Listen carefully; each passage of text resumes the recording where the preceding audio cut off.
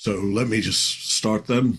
I have a sort of rough list of the topics we were going to maybe get to. That's good. The problem of evil. That shouldn't take us long.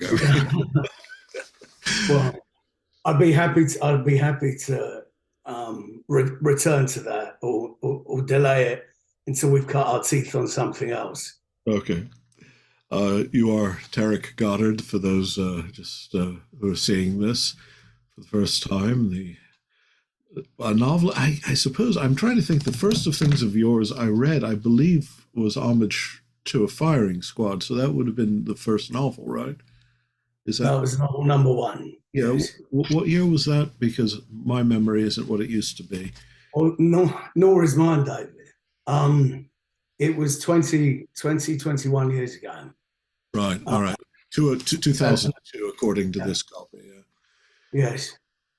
Yeah, I got together all the hard copies actually of the books of yours I have. What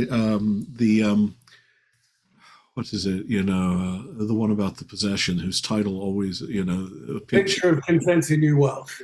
Yes, for some reason that title refuses to coalesce properly in my memory. But that one I have, I think, on Kindle. But yes, Tariq Goddard, eminent novelist, been doing it for 20 years or so.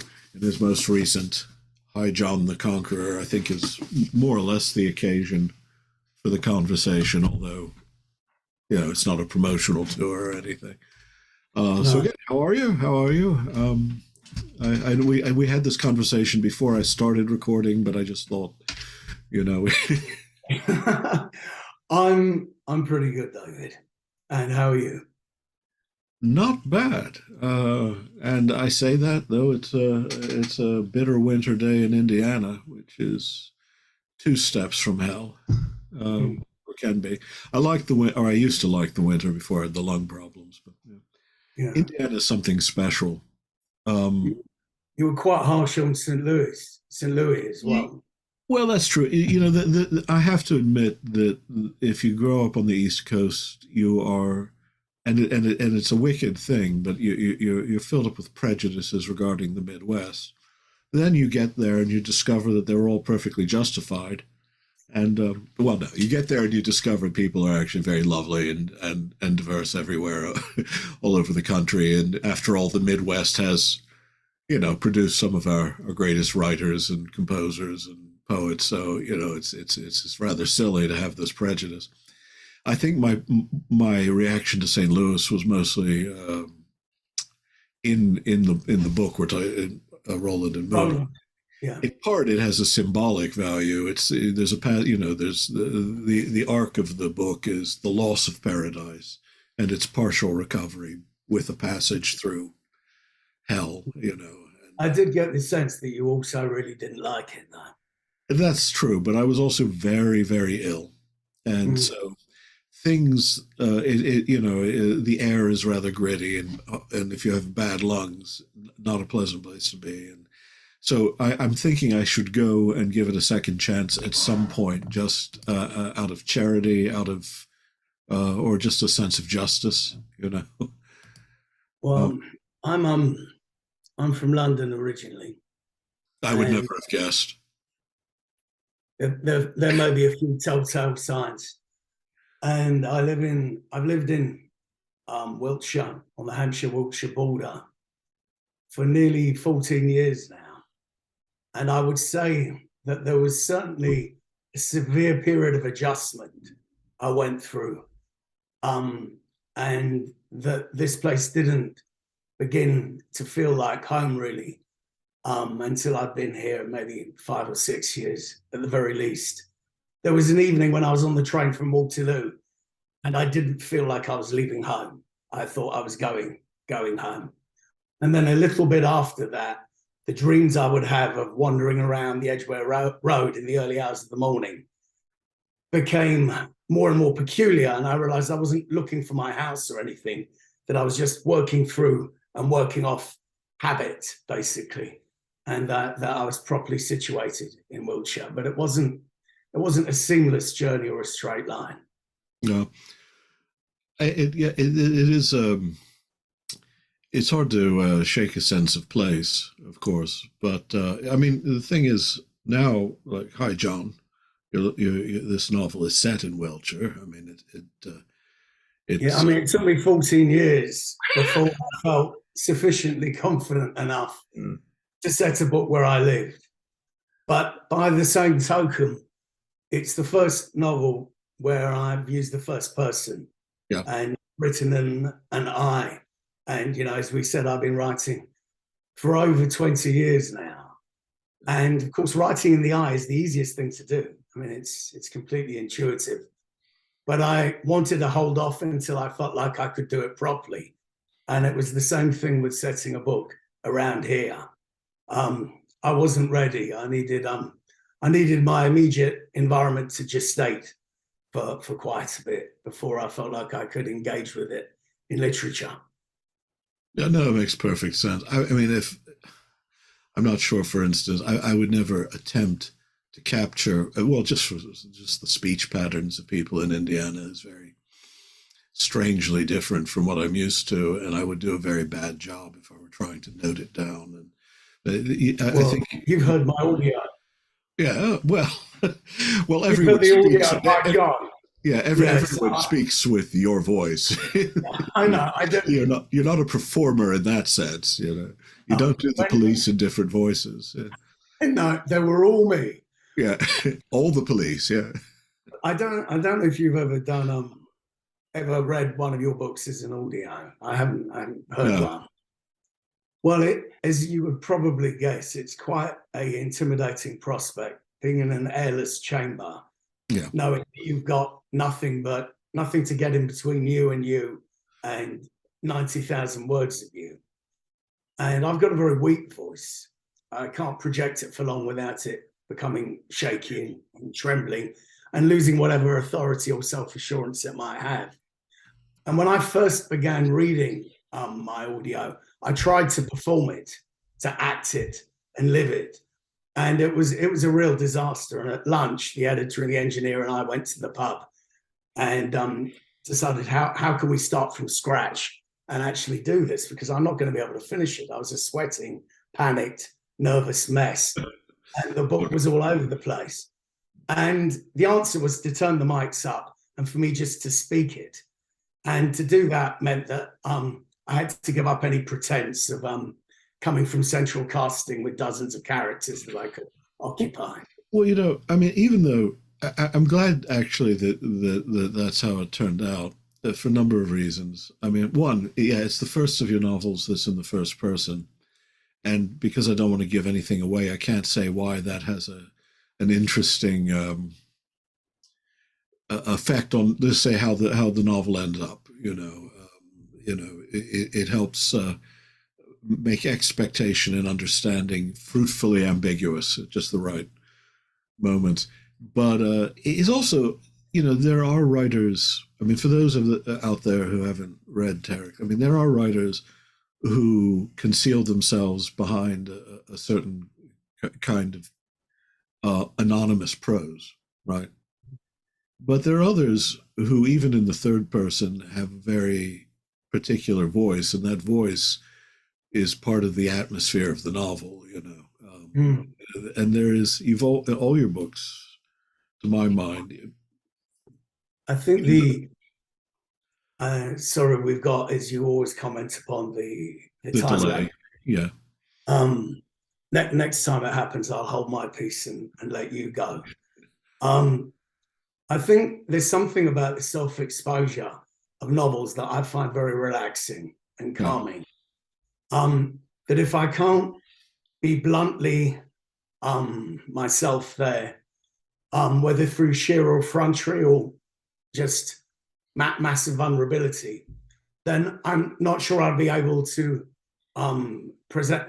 I'm not sure I'd ever be able to be that open anywhere else. So in all my books, I hide nothing and want to give everything. With the Hi John, my use of the first person is in some ways extremely personal, in that I write exactly as I would have been or believe or imagine myself to have been had I become a policeman instead of a writer.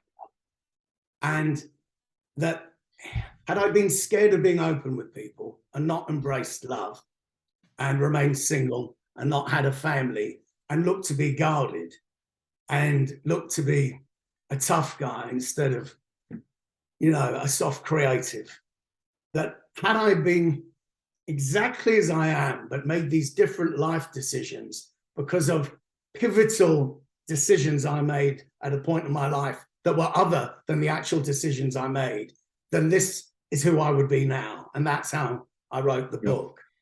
So it reveals a lot of who I would have been had I decided to not become me, or had I not involuntarily become whom I am now. So very autobiographical, and then not autobiographical at all. Right.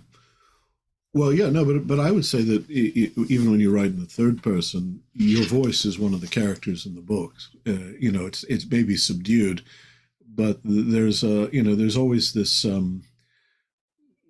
stream of irony, but it's not cynicism. Ironical, observant. Sometimes has a hard edge there, but it's always audible, even in the third person, even in the earliest of your fiction, and it's very not. I like it. I'm actually not some, but as I say, there are other writers who create a kind of cordon sanitaire with their prose, and they're on the other side of it, and and then what's enacted in the prose, as I say, has a kind of anonymous character to it. It might be polished, it might be evidence of the education of the author, but it doesn't have a characteristic tone. And I would put you in the other camp. I would say even that when you're writing third person, the voice. So hearing you speak or hearing your voice recorded actually adds a certain depth to an impression that's already there. That I know something about this guy. I think. Well, as long as it's not overkill, David. When I'm reading, I like to meet the author. I like to believe that I'm getting to know the author. And I know with notions like the death of the author, that might seem naive. But for the same reason that I will enjoy looking at the author's photo on the back after I've read a bit of the book that I really like. And I like to go and check on the back and think it was you that did that. And I'm kind of looking for the bit of the book I enjoyed in their face or their expression. I am my books. I'm all over them. And technically, the only way I can remain on top of the material, the only way I can manage and handle it is with that presence, which, as you say, is affectionate amusement. That's definitely one of the ontological categories through which I understand life and others, and my own literary creations. Well, you've said it already then for me, and yeah, affection and amusement. Although I do also sometimes a little bit of a sharp edge too. I mean, there's that a sort of impatience with certain kinds of nonsense, or a kind of moral. The morning rides behind us, or homage to a firing squad. There's a kind of also a moral impatience with brutality or cruelty, and so, and that comes through as well without being didactic. I don't want to give people the wrong impression. What's really I thought this was the most entertaining of your books I'd read. In fact, I'm one of the recommenders. I think when I recommended it, I'd also just read The Picture of Contented New Wealth, so I was thinking of you very much in terms of metaphysical and supernatural categories. But you're not there is no genre to your fiction at large. I mean, you write what's the big one? Nature and Necessity. It's sitting right here. I could just look. I mean, that's what I guess 3-generational big almost 19th century style novel of the sort that tries to draw you in But this I have to let people know. I mean, on the one hand, is like a police procedural, on the other, like a supernatural fiction or a horror fiction, with a touch of the Wicker Man thrown in there. I think. In fact, I think you even mentioned Lord Summerisle in passing somewhere in there. Yeah. But it's also a philosophical and a novel, and the supernatural element is real. I mean, that seems to be, I mean, of late at least, a notable element in your writing. Is there a, I don't want to sound like an interviewer, but No, you're not. It's well, I don't think it was.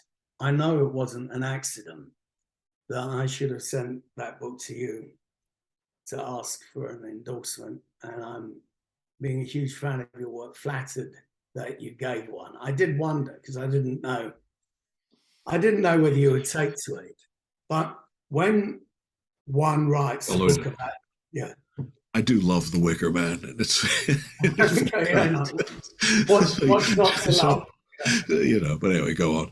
No, I will be going to my book launch dressed as Lord Summerisle, no doubt. How tall are you, though? Because that's Christopher Lee. You can never tell, can you? You have to go on stilts. I'm shorter than I thought I was, David. I went for an honorary degree this year, having never been to any of my graduations. And it meant that I did actually have to be measured. And I was shorter than I thought I was, and I'm shorter than Christopher Lee. Well, aren't we all? Aren't we all?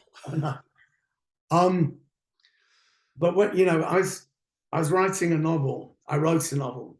Hi, John the Conqueror is a novel about transcendence. Yeah. And I've been talking about the book a bit to various interviewers. And there's nothing like mentioning transcendence to perhaps confuse or worse, watch their eyes glaze over. What about we let ourselves in for with this person? Yeah. But having written a novel of transcendence and having come across the concept repeatedly and all the time in your writing, I did feel like I might be pushing against an open door, giving the book to you, even though my treatment of transcendence is rough and uncouth and harsh. I had wanted to write a book in which people were looking to attain a state that would take them into another dimension that partially informs the dimension we're already in. And to enter that dimension, they would have to physically dematerialize. I don't think that's giving the game away about the book. No, that comes up fairly well, I guess, midway through.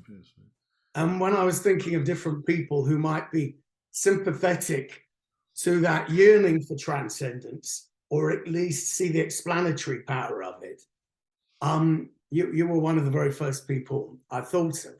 But you're right as well. It's a very nuts and bolts, hardcore police procedural drama as well. But my sense was that if I was to write a novel of transcendence and mysticism and the occult, my approach had to be as practical and as realistic as possible for people to take on board the things that I was going to ask them to believe in as the book, unraveled or emerged. And that the best way of doing that was to create a very persuasive, quotidian and mundane reality that is recognizable as, rural Britain. And because I also wanted to bring in politics and write something about the political upheavals of the last few years, not in an especially abstract way, but in a visceral way, as if these political upheavals are monsters that are hunting you through the countryside, a prejudice. It seemed to me that the best way of dealing with this was to go through something very full-blooded and embodied, and then sort of work my way towards this vanishing point of transcendence, rather than write a book that was self-consciously magical or horrific, that bore no comparison to actually lived reality. And the way I encounter the supernatural in my life is through, ordinary life, and then supernatural grows out of that. It isn't as if I see reality itself as supernatural and everything in it is then alarming and off the wall, like it would be if I were reading a horror novel. Reality, is what it is. And then there are aspects of it that are horrific or supernatural. And the kind of literature I like and the movies I like, or the television I enjoy, will set the supernatural or the mystical up as a character within a larger story, but not make the story simply a supernatural story. And I think, in a sense, that gives the supernatural its proper place, which is one part of life amongst others, rather than a genre unto itself, if that makes sense. Oh yeah, no, I know what you're saying. Though for others it might work, also just really to just plunge in at the deep end. And Yeah, I have nothing against people who do the fantastic well either. I know me, it wouldn't work. It's neither how I engage with reality or how I could successfully, right. compose a novel. No, I mean, I what I like about the structure of the book is that, in one sense, from the beginning, that something very mysterious and uncanny is happening. You don't, Iggy at the beginning, vanishing or disappearing, being spirited away. But even then, it's a sort of shadowy moment at the beginning of what then unfolds as, again, a police procedural. And then the mysterious elements. I just like the way that you paced the unfolding of the natural within the course of a mundane, although a mundane set of experiences, and among fairly gritty people too. I mean, it has that there's a criminal class, there's a class that's the abandoned class, and there's the world of the police, which I get the feeling that, in fact, I think in your acknowledgments, you someone who knows something about that world from within helped you visualize it. But the rest, yeah, I mean, it emerges, it gives it an organic feel, to be honest. I'll say that. I mean, it's as if the supernatural emerges as a dimension of what you've been experiencing up to that point, without coming as a violent rupture of the ordinary. And I think it's very effective. And I think, I don't want to give anything away. It has a sort of grand finale to it in a way that draws these things together unexpectedly. Put it that way. I mean, you see, this is the problem of being horribly evasive in my language, because I don't want to spoil it for anyone who might be inspired from this conversation to go by. What are you? I mean, this. You studied philosophy in university, right? I mean, I seem to recall that. I did. I studied philosophy and then continental philosophy, and it was one of my favorite book of yours is The Experience of God, and I think it's one of the best books I've read. Well, sorry, Freudian said that. Don't let anyone know. Yeah, no, I've read on God, and I was thinking about what it would have been like had I read it at university, rather than just as a grown adult, and whether it would have been a book that would have saved me a lot of time, or one that would have prevented me from making my own personal journey and mistakes. So I should just be grateful that I've read it at all. But it's funny because none of my books, novels, are explicitly philosophical any more than they're explicitly religious or explicitly anything. They work, with There's kind of analytic voice, though. I mean, a part of that voice I was mentioning earlier is there's a sort of you and that often works in large categories too. I mean, there's a lot of commentary on the motives and states of minds of the characters that often then opens up into a wider sort of reflection on. I mean, I can't. I shouldn't say this without being able to pluck out an example.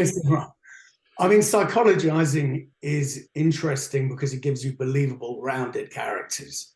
Yeah. And I'm the sort of novelist that is more interested perhaps in people's motivations and in wanting to make my characters live and have a life at least as rich as anything that exists in life proper, so that people find my books believable, than I am a writer that's particularly interested in descriptions of food or place or whatever. But you're right, there's probably some residual hangover from philosophy. But when I began my degree, I was 18 in 1993 in King's in London, which was, a hotbed of analytic, language-based philosophy, whereas Warwick was cybernetics and Deleuze and Guattari. And again, neither of them had, you could say, very much sympathy for what my previous adumbrations, my pre-philosophical adumbrations have been. And on going to King's, I, for the only time in my life, deliberately tried to become a sort of person that I thought I needed to become to properly understand the world.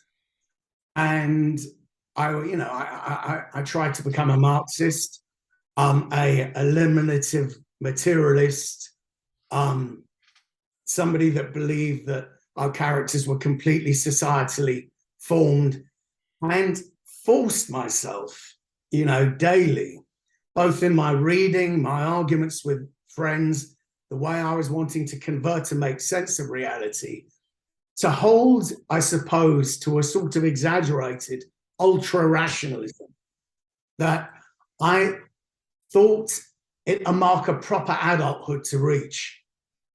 And look, because before that, I used to talk to God every night before I went to sleep, and I prayed. And I mean, I was dissolute. I was a bit of a lad, but I believed in instincts and you were a dashing looking guy, I have to say. Photographs, So, but, I read Sartre, and I read Sartre with Dawkins. I read Dawkins with Althusser, and I was creating this sort of monstrous hybrid of a person that knew the answer to everything, because I thought it was important to be able to understand everything. There could not be an incomplete theory. And I tried to live in this straitjacket for about a year and a bit. And it came apart. And my first novel was part of that, actually, looking back now. It was my casting that to one side and saying, no, this isn't going to work for me. Its explanatory power is useless. It doesn't explain even my most immediate impressions of the world and myself. And I think I wrote to you a while ago that the experience of God gives the layman back the evidence of their senses, because I all the time was being made to feel stupid for the things that I thought or believed in, that were sort of sneered or looked down on as the signs of feeble-mindedness by lecturers and the theory I was reading and all the rest of it. And my turning against that was also my coming into my own as a novelist, I think. That makes perfect sense. No, I mean that actually maybe that accounts for why I have. I think because one of the things I said in the long version of my endorsement for the book, I think, was I talked about a sort of metaphysical depth in all your work. And again, as I say, I had just been reading The Picture of Contented New Wealth, so the supernatural elements in your fiction were especially vivid in my mind. But but I don't even know what I meant when I used the word. I just meant that it's always been a sense I've had that, I think the supernatural, having the supernatural in my work, was also a way of perhaps having God in there as well. yeah. I mean, this is only something I've been thinking about in relation to the conversation I thought we might end up having today. Well, feel free to steer it in whatever direction you like. I'm very happy with the your steerage thus far. My people came over in steerage, So, yeah. There's one. You have a bit of an English accent on one word, and that's the way you say off. I know. Well, the problem is, first of all, if I want, and I'm not going to perform, I can slip into any number of accents, more the southern part of England than the northern. Although I lived in Lancaster for a while, and I can do a pretty good either. Although it slips between Lancashire and Yorkshire, but I've also been married to an English woman for over 30 years, so our accents have sort of converged somewhere over the Atlantic. You said your wife's from Salisbury, which is 7 miles from me, and obviously right. I don't sound like I come from Salisbury. So when I tell people I'm from Salisbury, I sound like some kind of imposter. But it seems more authentic than saying I come from London, not having lived there for 15 years. Does your wife retain a Wiltshire accent then? Yeah, well, yes, although it has a kind of generalized RP sound at times. But yeah, no, it's very much, very much the sort of accent you'd hear around Salisbury. But even there, I mean, the wonderful thing about England is not just that the accents shift by the mile; they sometimes seem to shift by block, by street. Or in this house, we've got 4 different accents. Yeah. There's range for you. It's like going from. Well, that was true actually. I mean, there seems to be, of course, there's also the issue of authenticity. That is that among my wife's siblings, some I think chose at an early age which accent, which level in the class hierarchy. One of her sisters, does a mess. Well, I'm not going to, because it really is. It is. I don't want to sound like I'm mocking, but I mean, it's like much more, a practiced working class accent. I understand. I have a friend of mine who edits the West Ham fanzine, who lives near Bath, and he's married a local woman and has lived there for some years, and he sounds more East End than he ever did from his London days. It's a deliberate decision for some. Oh yeah, no, it is. Yeah. In Roland, you keep saying that Roland sounds like Lawrence Harvey. Yes. My memory of Lawrence Harvey is from Room at the Top, right, where basically you have a South African doing a really bad Barnsley accent. Right. So that skewered my reception of Roland. I'm not sure which Lawrence Harvey you were thinking of, but it couldn't have been. I probably, if I were trying to put a finger on it, it would probably be the Manchurian Candidate, the voice he did in that, and I've actually got some of Roland's hair mixed into my beard. I just noticed because he left me. Is Roland still on? He's still with us. Still, right.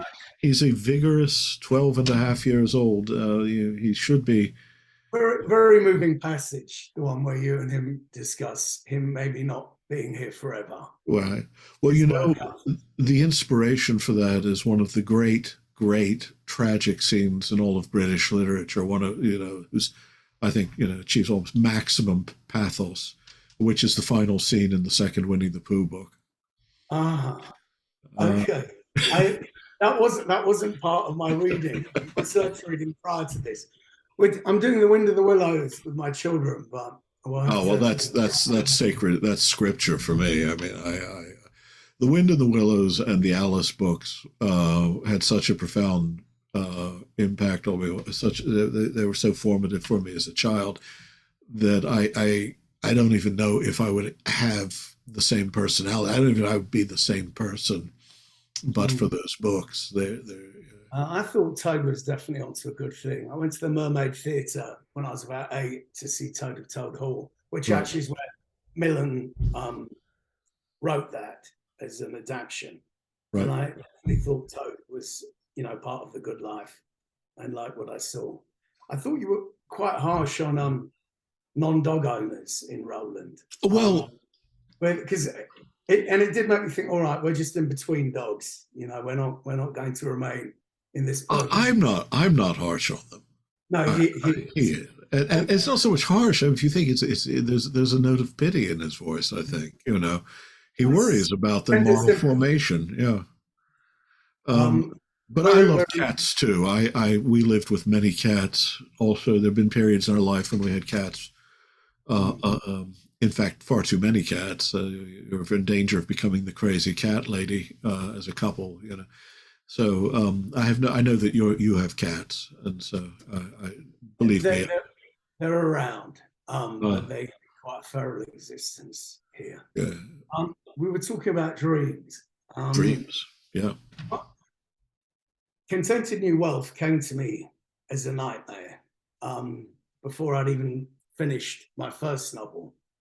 There was a scene in it, a woman in agony holding her sheets up to her eyes. And the premise, the atmosphere, a lot of the condensed plot of the book was all in that. And dreams for me had already been a very febrile source of information. I had the experience of, as a teenager, seeing conversations that were going to happen later in life that I wasn't present at, and going to my dad and sort of talking about them and saying, what are dreams? Could this be the sort of future foretold? And I also found that conversations that I couldn't have with people whilst I was awake, I'd have very purely with them whilst I was asleep.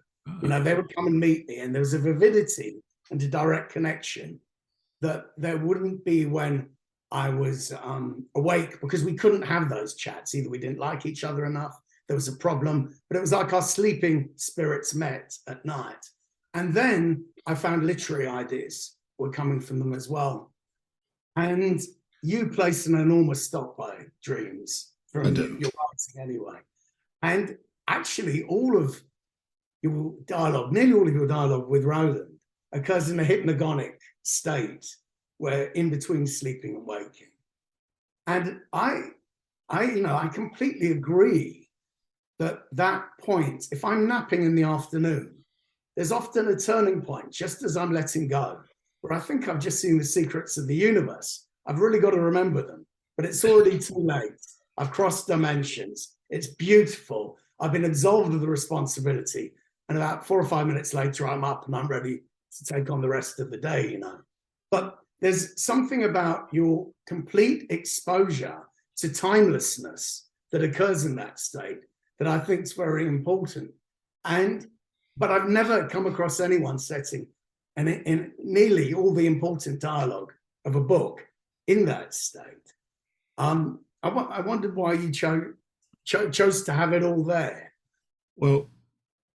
Well, you said your favorite of my books was The Experience of God. My favorite is probably Roland. Yeah. But of course, that's it's the book into which I poured myself. So there's more of me. So maybe I'm vain and I like looking in the mirror and seeing my own personality writ large, although distributed among 3 different voices, right? I mean, because you let it all hang out there. There was no. That sounds a bit vulgar, but yes. Yeah, no. I mean, I love it. It's that's full on in your face, not caring for any convention. I mean, the experience of God, you're having to adhere to the format of an argument in a way, and reason and premises and the rest. Whereas Roland, you go wherever you like, and you do as you please. I'm not surprised that you should feel closest to her at all. When it comes to dreams, I've always taken dreams very serious. In part, I think it's emerged over the years. I mean, it took me time to discover this because I had to talk to people that I tend to dream more vividly than most people do anyway, apparently, at least more continuously. I mean, I or at least that's the impression I'm given when I have discussions. I mean, I experience dreams the same way anyone else does. That there are strange transitions that make some kind of sense in the dream, but wouldn't in reality. But it's also the case that I tend sometimes to think that I get closer to some sort of source of immediate understanding, either in dreams or in reflecting on the dreams I've had. And I think that this was at one time the common human experience, right? All ancient cultures put great stock in the importance of dream, and aeromancy is a sort of a universal practice. The attempt to create dream states through hallucinogens or corporeal, physical disciplines, practices, austerities. The sense that perhaps our dreams are not actually a departure from an experience of the real. They're an experience of the real under a different aspect of knowing.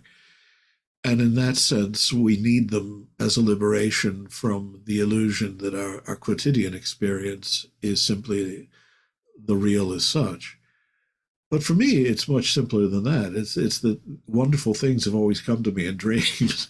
My favorite of the things I've written, if I were to say, I mean, the short, just discrete things, there's a very short story called The True Helen. It's little more than 1,500 words, or 1,600, I think, in its full form, But it was a dream, and it's odd because I was dreaming both as the characters were female and dreaming about them from a distance, and it was all very vivid, and it took very little to turn that. And another story that I'm very fond of, I mean, of the fiction I've written, is called The House of Apollo, and that too came principally as a dream, although it was more disordered in the dream than in the written version. But the interesting thing about it was parts that were in the dream later, I realized had a meaning that I hadn't been conscious of, but that was obviously there. There's a scene where a pagan priest of Apollo sees Apollo's form go by, but only from behind, right? I shouldn't give away too much. Not that this is a novel in the same way, but I just, it was clearly thematically and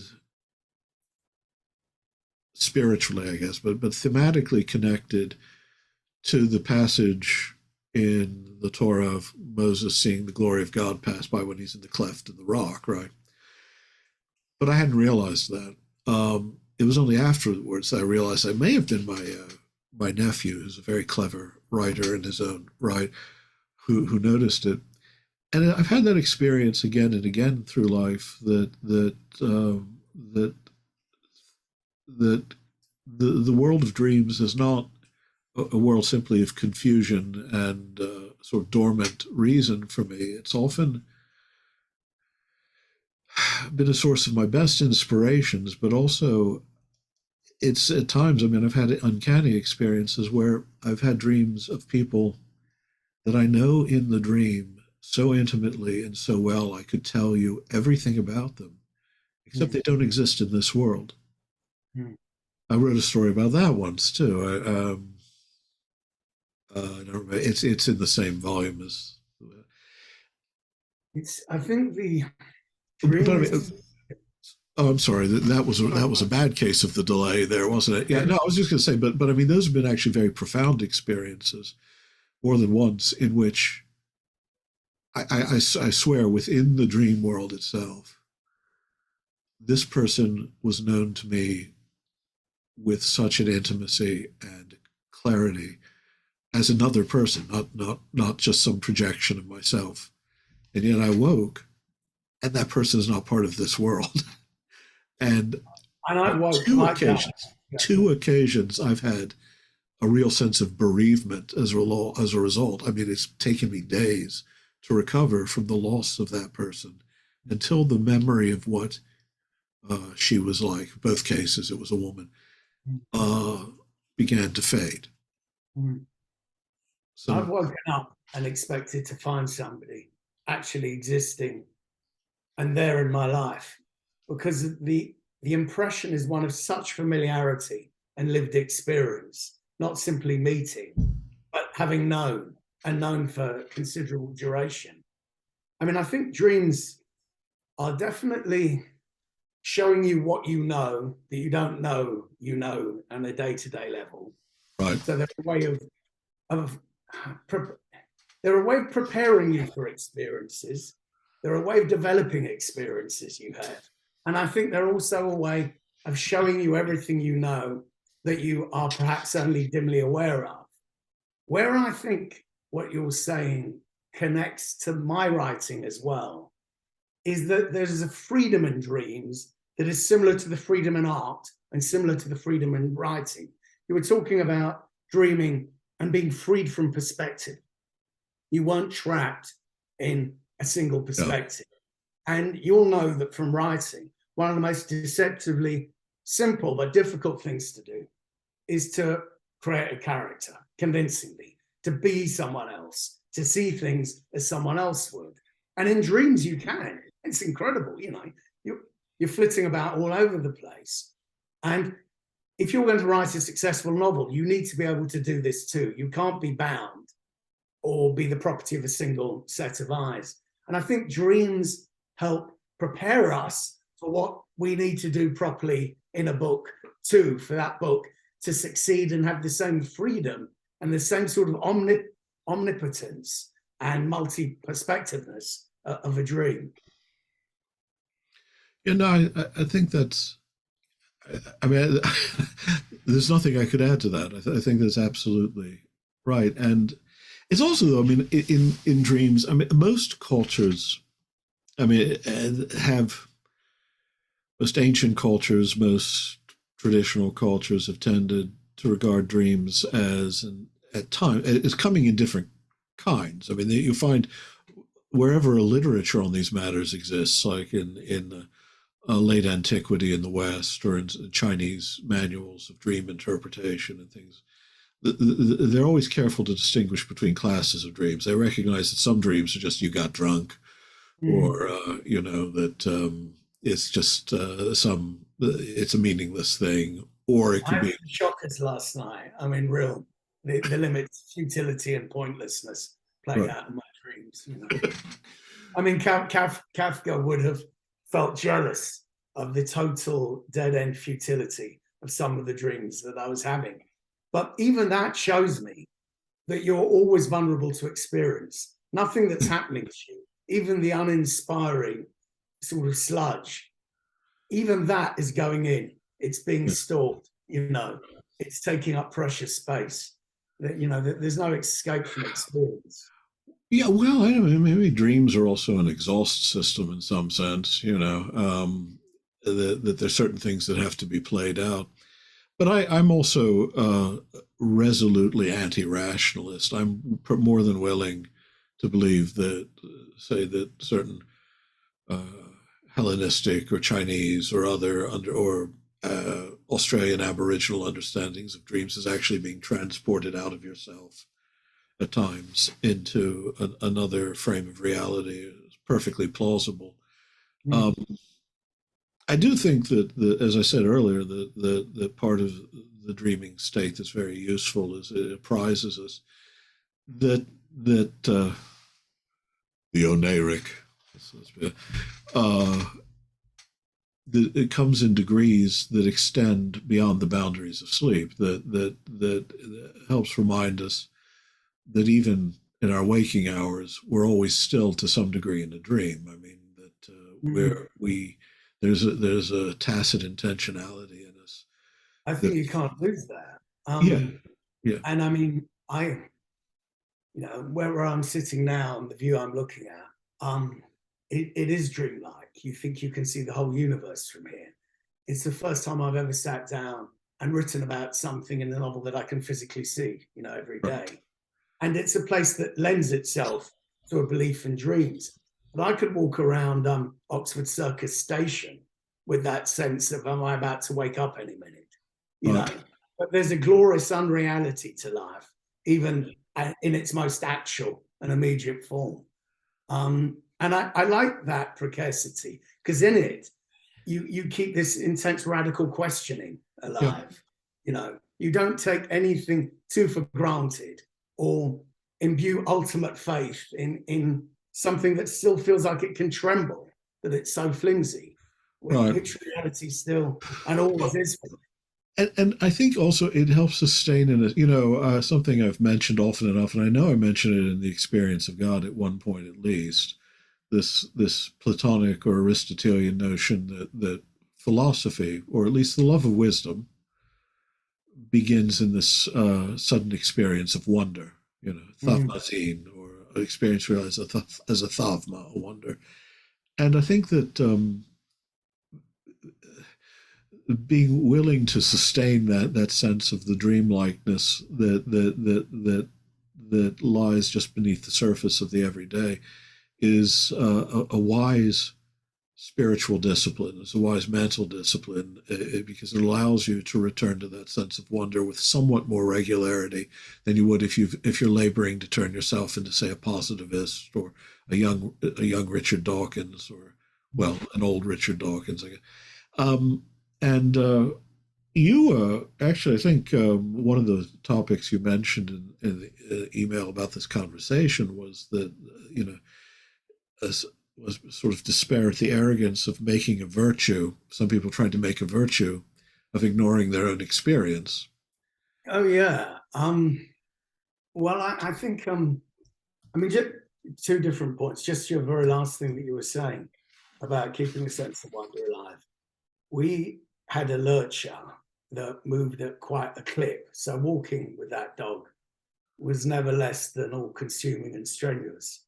And there was hardly a walk where I wouldn't stop at some point and feel very vividly that duration only applies to matter, and that space and time doesn't exist, and that infinity is real. And I would stop, and wherever it was that, I would have this sort of mode of feeling, this way of being, would appear like eternity to me.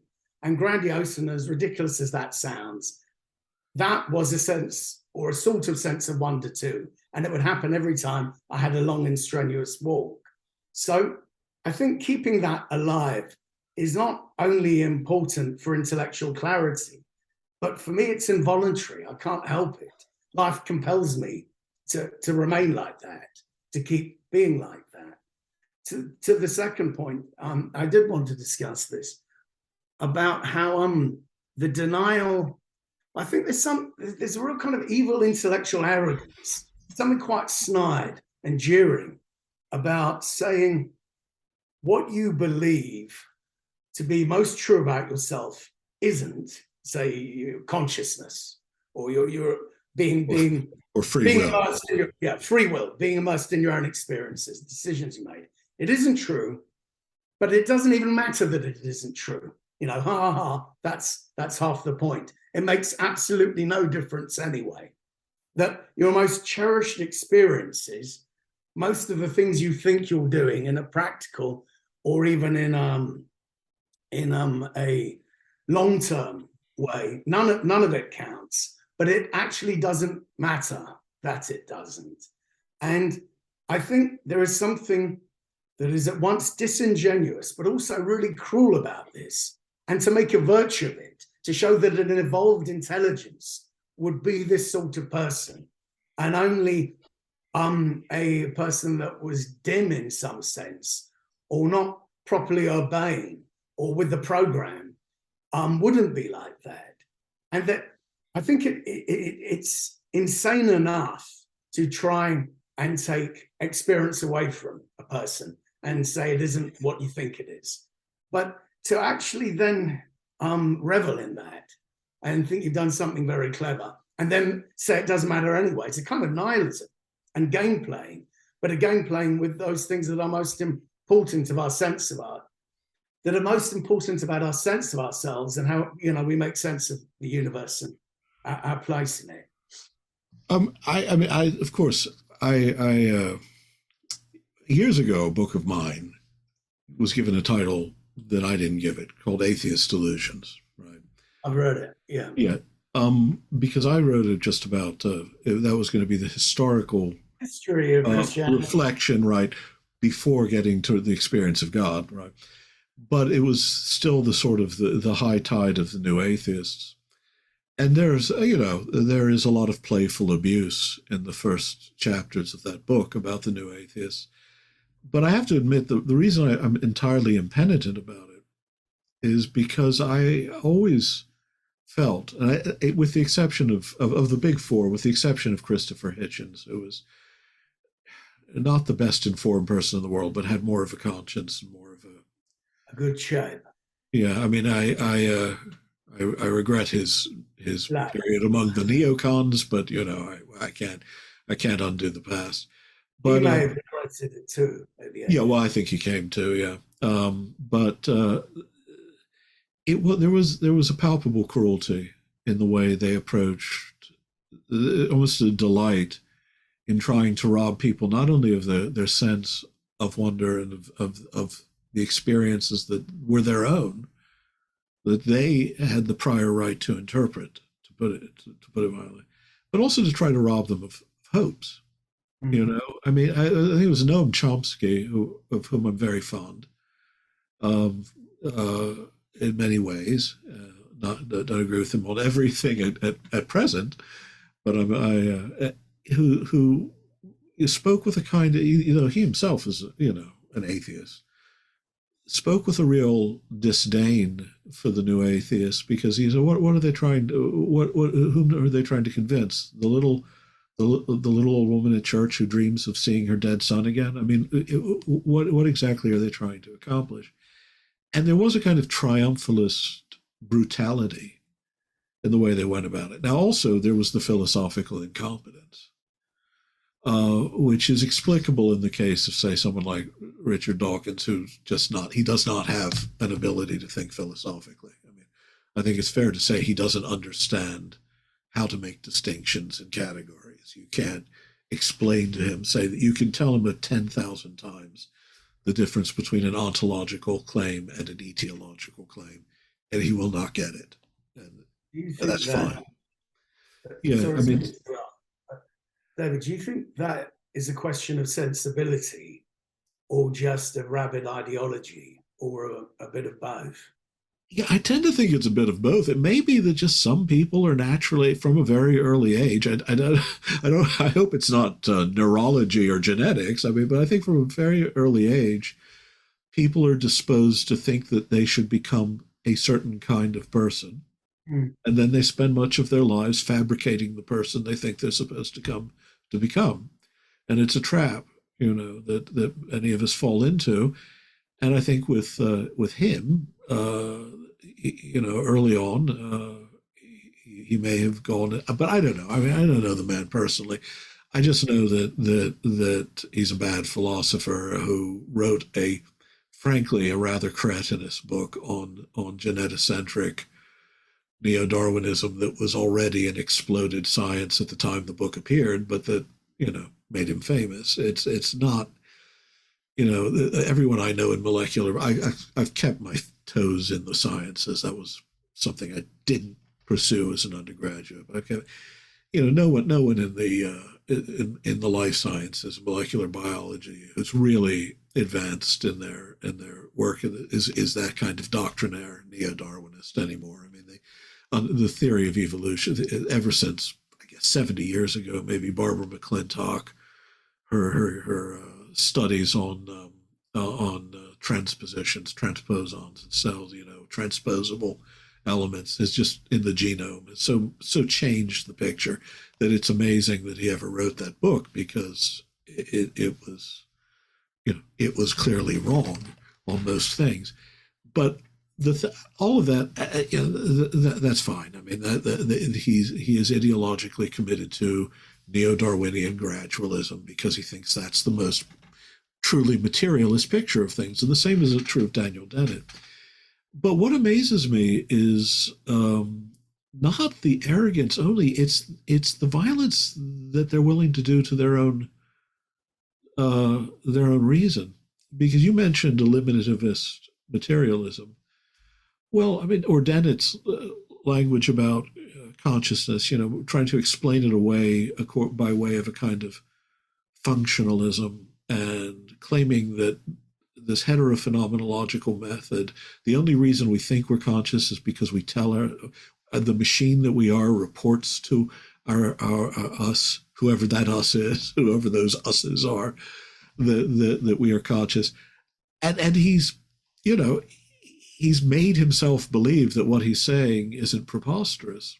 And he says it with enough conviction and enough intelligence that he can convince others that what he's saying isn't preposterous. But it's preposterous. I mean, consciousness, qualitative consciousness, intentionality, the unity of consciousness, these things, you don't have to go looking for them. They are the entire structure of reality. I think there's two things for them. One of which is that if you rubbish the evidence of your senses, personal experience, and explain that away as some inferior grasp of reality to their kind of theoretical formulations, you've got your foot in the door, because people they lose their one reference to sort of protect their beliefs, if you see what I mean. Yeah. Sorry, you go on, David. I'm just sort of. No, I actually was listening. Sorry, this delay is a bit irksome. No, I do know this, that at the moment in philosophy of mind, it is just to insist on the strictly materialist line, the strictly physicalist line, requires far more doctrinaire and far more willful contortions of thought than even being a Cartesian dualist. I'm not a Cartesian. That's again a modern picture of things that accepts the notion of a mechanistic world and then inserts soul in as a sort of alien resident. But I'm drawn to the pre-modern understandings of these things much more. I think they're more coherent too. But right now in philosophy of mind, there has been enough. I mean, Anglophone philosophy of mind is a problem because it invariably tries to reduce the problem to one thing, like one faculty, like qualia. And to say that if you can make sense of that, if you can make sense of why it is that there's seems to be subjective consciousness of red, then all the other mysteries of mind will dissipate. But of course, you can't actually separate the agency of the mind into a little bit and identify one spring that is the mystery of consciousness, because intentionality and reason and the unity of apprehension, and even in the realm of qualia, they're always talking just about sense impressions. They're rarely talking about all sorts of inner states that we all experience, like the feeling of satisfaction you may have at having come up with a clever quip, or your sense of your own futility, or in something. So, that there's a kind of infinite regress in subjectivity that ill accords with a purely mechanistic picture, even if you could come up with a mechanistic picture of internal first-person experience. Mm. I think if you don't experience the sense of wonder in the way that we're describing it, then it's quite easy to start rubbing everything else out of the picture too. I mean, there's this, I know Dawkins likes this example where Bertrand Russell as another person who can be very in love with his own cleverness, was asked what would happen if you died and you discovered that you woke up in heaven and God existed, and you had been philosophically wrong, being an atheist. And his answer was supposed to have been, well, you should have given me some evidence. And, everyone joins in laughing as though this is the cleverest put down man could ever find to God. And you do it because you think there was obviously no evidence. There was never any evidence. You should have just shown us some evidence. So I suppose what I meant is beginning from the premise that the evidence of your senses means nothing. That can be just explained away in a pithy formulation.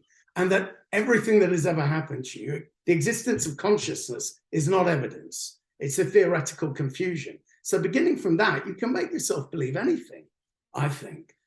No, I think that's absolutely true. And in fact, you have to make yourself believe it. Yeah, I believe in God because I believe in my own consciousness. The existence of God is less miraculous to me than the fact that I have consciousness and exist. That's miracle number one. God is miracle number two. That's nothing compared to believing in my being here, this happening. And so it goes. But I think and this is what I meant by a question of sensibility. If those things mean nothing to you, just nothing to you at all, then it becomes a question of sensibility. It's that reality is lost on some people, wonder's lost on some people. None of this for them needs any great explaining because maybe none of it's all that important anyway. But I wonder, is it that it doesn't mean, that their experience is that it doesn't mean much to them, or that they spend their lives trying to convince themselves of that? Because what I find odd, Daniel, of the four horsemen of the apocalypse, the new atheist apocalypse, as they're called. One of the reasons, by the way, I didn't want my book to have that name is I intuited correctly that the book might outlast the new atheist vogue, and I didn't want to be tethered to it. But anyway, that's all water under the bridge. Is that Dennett? He is a brilliant man. I mean, in the sense that he possesses remarkable intellectual range. He employs it to a very large degree in trying to convince himself of things that I don't think he could possibly believe except through magnificent exertions of the will. I don't really think that he could possibly, in moments when he allows his mind to grow quiet, could possibly believe that the experience of consciousness is something to which he has access only by way of a third-person heterophenomenological report, made by whom, to whom. He talks about these little micro-judgments that we make regarding this or that aspect of the multiple drafts of reality. He's falling back into the language of subject and subjectivity and experience. But we have reached an interesting point, because the thing that was what I was going to say earlier, the great virtue of this is that he actually does understand the stakes. The reason he has to deny that consciousness is what we think consciousness is, that it actually, in fact, he will deny that qualia exist precisely because they don't fit into the functionalist narrative, whereas, of course, what you would think would be the correct conclusion from that is that the functionalist narrative is wrong, because qualia clearly exists. We have these experiences. But only in philosophy of a mind is this the maxim is, of course, in the sciences, if the evidence doesn't fit the model is what you eliminate. Only in philosophy of mind in the Anglophone world is it regularly the case that when the evidence doesn't fit the model, you eliminate the evidence. And in the case, what's good about that is that he, much more than many others in the field, realizes that only the sort of absolutely unyielding denial of what consciousness seems to be, the reality of what consciousness seems to be, can sustain the kind of absolute materialism, absolute naturalism that he wants to believe is true.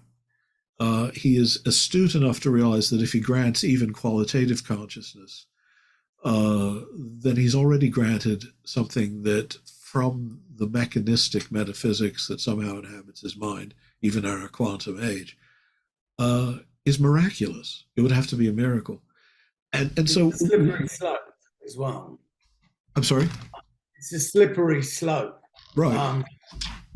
Because at the moment, I mean, I don't know if you've read any Derek Chalmers, but David Chalmers? David Chalmers, sorry.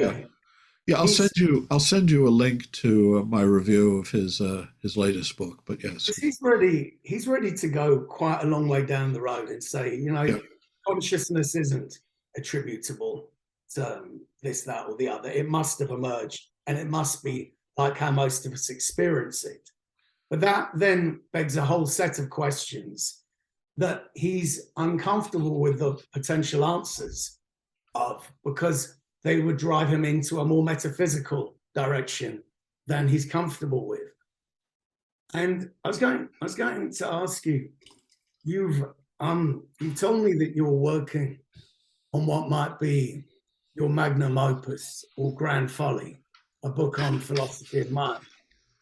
And I wondered whether it was like the one in Roland that there was a plan for, that you might have written in your hypnagogic dream time, where you argue for a lot of things that most of us would think are true because we use them or encounter them all the time, but that in philosophy of mind nearly have the status of taboo subjects. And I'm guessing that, for someone like Dennett, the existence of free will, the existence of consciousness itself, the interdependence of mind and reality, all of that lands you in theology. Yeah. And I'm guessing that's probably where your book would probably be going. And that the problem of consciousness, where does it come from? That you might say something like, well, the soul is the answer to this problem. And the way that, for me, all roads lead to the soul, that the soul is the thing with the best explanatory power, both for us knowing each other, knowing ourselves, existing in practice. That I think is the kind of battleground. And I imagine that might be where the book you're planning would be looking to go, maybe. Oh yeah, no, very much so. And yes, the book that's described. But I hope this doesn't look too uncouth. That's all right. It's a different time of day here in the States, so yeah.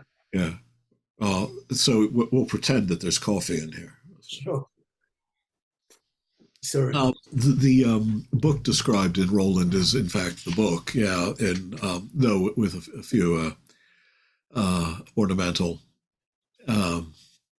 details added, but yes, well, there's intertextuality for you.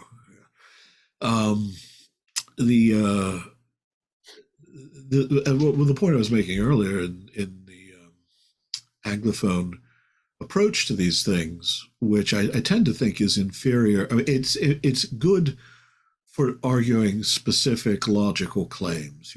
It's good for sort of Sol Kripke to rely on one trying to make sense of identity claims like pain is the firing of a C fiber, But it's inferior, it seems to me, by far to the phenomenological approach that's of the continental tradition. I think that more interesting philosophy of mind is to be found in Husserl than in 90% of Anglophone philosophy of mind, precisely because while he brackets certain questions out, he doesn't bracket any evidence out.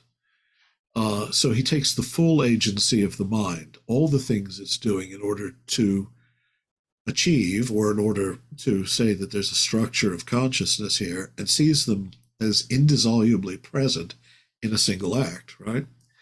Mm. And to my mind, if you don't try to divide and conquer, if you don't try to break up the philosophy of mind into an investigation of faculties as if they could just float there in their singularity and aren't part of the whole agency of mind, you discover that the structure of mind, of thought, of consciousness is essentially always already engaged in more than the material world, and more than just a world of distilled abstractions, but that its ability even to experience the everyday world is already the result of a prior experience of the transcendent that's admittedly tacit and at times more teleological than empirical. But that is the point of the book. I don't know if it'll be my magnum opus or my grand folly, because I'm trying to make it smaller. I mean, make it easier to understand. I mean, it was growing to be enormous. It was like it was becoming a gigantic sort of ziggurat of a book, and I think I found a way now of containing its argument in a way that more people will be able to read. But yeah, that's definitely the point of the book. It's not an attempt simply to rehearse defenses of the reality of consciousness by making points, discrete points about this or that faculty, or whether or not free will is, but trying to create a picture of the whole structure of consciousness that points inevitably toward a transcendental and then a transcendent horizon. Now, you can only prove so much. I mean, you can't, at some point, there is an issue of sensibility here. The degree to which one is going to be convinced by my arguments is not, there's certain aspects that can never be proved with absolutely inadjudicable finality. But I think it's a healthier way to approach consciousness. I mean, I cannot for the life of me imagine what would prompt a person to devote his or her life to philosophy of mind in order to try to reduce this extraordinary mystery that is nothing other than the whole of reality in immediate communion with us and us in communion with it. Reduce it to not just a deflationary narrative, but to a narrative that doesn't even, as you say, make it matter. You missed something. Yeah, it's a curious passion. I don't know what. Now, I mean, if honestly, intellectually, honestly, you believe that that's reality, all right, pursue it. Chase it into its lair, corner it, catch it.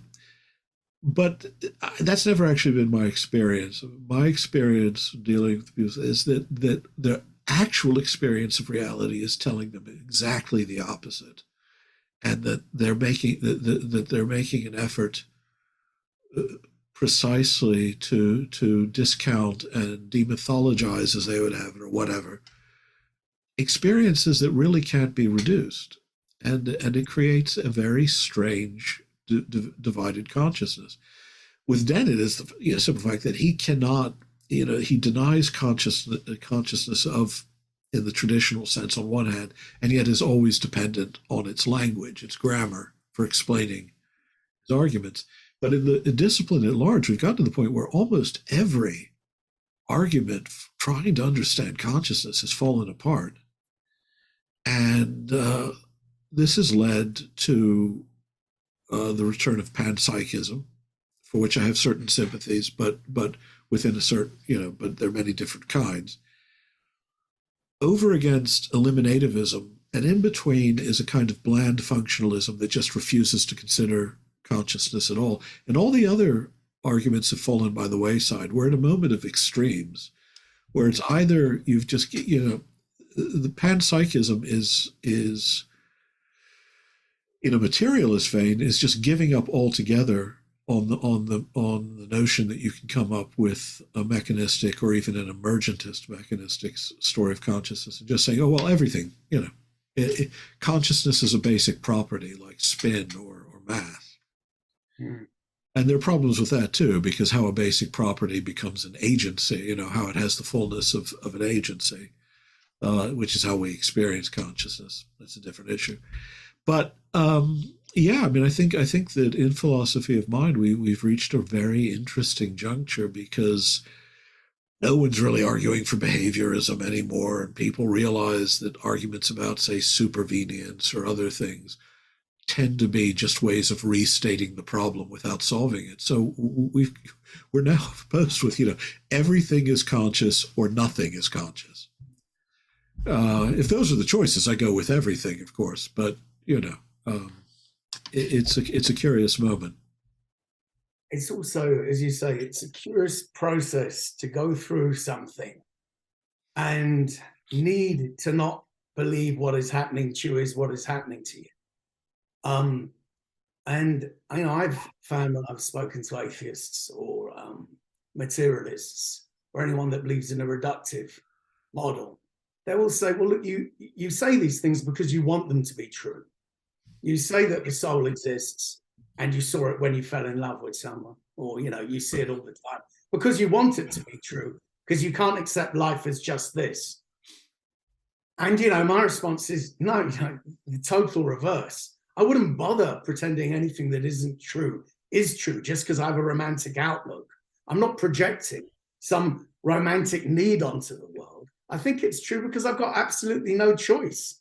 The evidence forces me to recognize that what you're saying can't account for what I see or what I feel.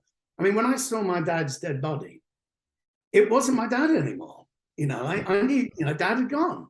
You use a great expression, the struggle to shed the body with transcendence as a foretaste and a remembrance. And that, that is where you realize the difference between us and matter when you look at a dead body. And that isn't who that person was when they were alive. And I don't believe that because I have some cozy view of the hereafter where, we'll all meet and play endless games of chess in the pub and talk about the French Revolution or whatever. I do it because I know the dead body wasn't my father talking to me about something. And it's more than simply a matter of mechanistic motion and function. And that's why I go back to this question of sensibility. Yeah. Is life lost on some people? What am I seeing that they can't? Well, sometimes very superior, condescending, patronizing thing to say, and I'm certainly not saying that it's less alive, I mean, you're not. It's certainly no more condescending or patronizing than the things they'll say about it. Yeah. So I mean, if it's sauce for the goose, sauce for the gander, I wouldn't worry about that. But at times, I give I can give vent to a kind of bilious sense that I'm just dealing with Philistines at times.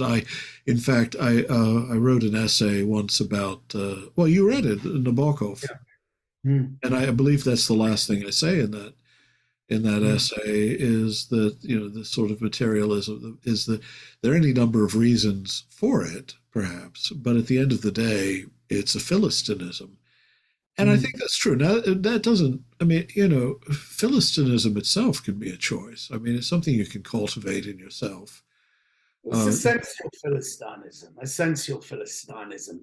In Nabokov's Dozen, which I think were some of the short stories of his you were discussing in your essay.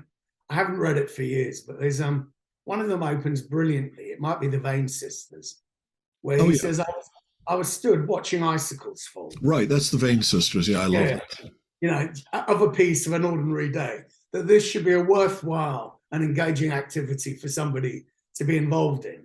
And that's a passionate sensualism, a close observation and immersion in living things. There's a vividity to that. Yeah. You get it in the nature writing of Hardy. You describe it and go there yourself in Roland when you're talking about the flowers in the garden. And it's all just flower and fauna and scent. It's all over Proust. And then there's the opposite reaction, where there's a sensual Philistinism where it's, what are you doing? This is just matter. Let's get on to the next thing. A sort of programmatic, functional, reductive approach to life that unsurprisingly should then be reflected in, the philosophical worldview. I mean, I don't think it's just a question of sensibility, but it must play an enormous part in it. But I think it's definite. I mean, it can't be other than. I mean, the sensibility has to play a formidable role in it. There are other. I mean, with any given individual, you have to reconstruct the course of his or her life to make sense of it. But it is again, it's a strange thing to me, and perhaps I don't know. Perhaps it brings a kind of joy. I don't know. I don't know what it's like to be inside of Richard Dawkins' mind, for instance. But it Momentary does seem. satisfaction, I I'm should sorry. say. Momentary satisfaction, a sense of having imposed yourself and commanded the Well, elements. that's what I Forgotten wonder about. I wonder. I what you wonder. want. I Like do teaching a wonder. dog a trick, you know? Yeah, no, I wonder if though that's part of it is that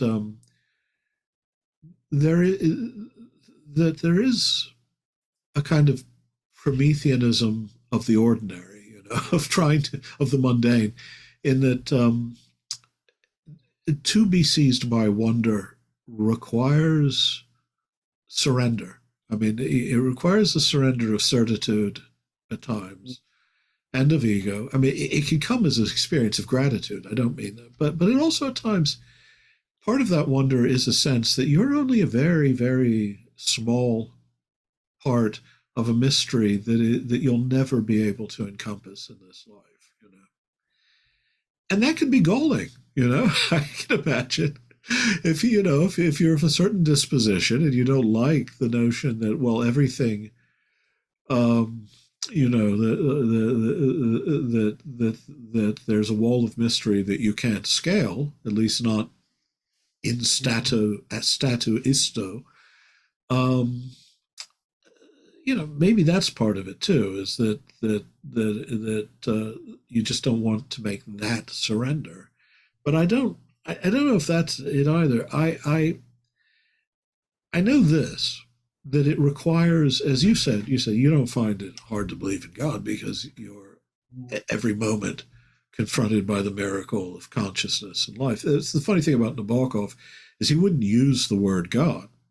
He wouldn't use the word, although he was speaking, it becomes clear that the analogy he has is of another writer, of another artist, one greater than himself, whose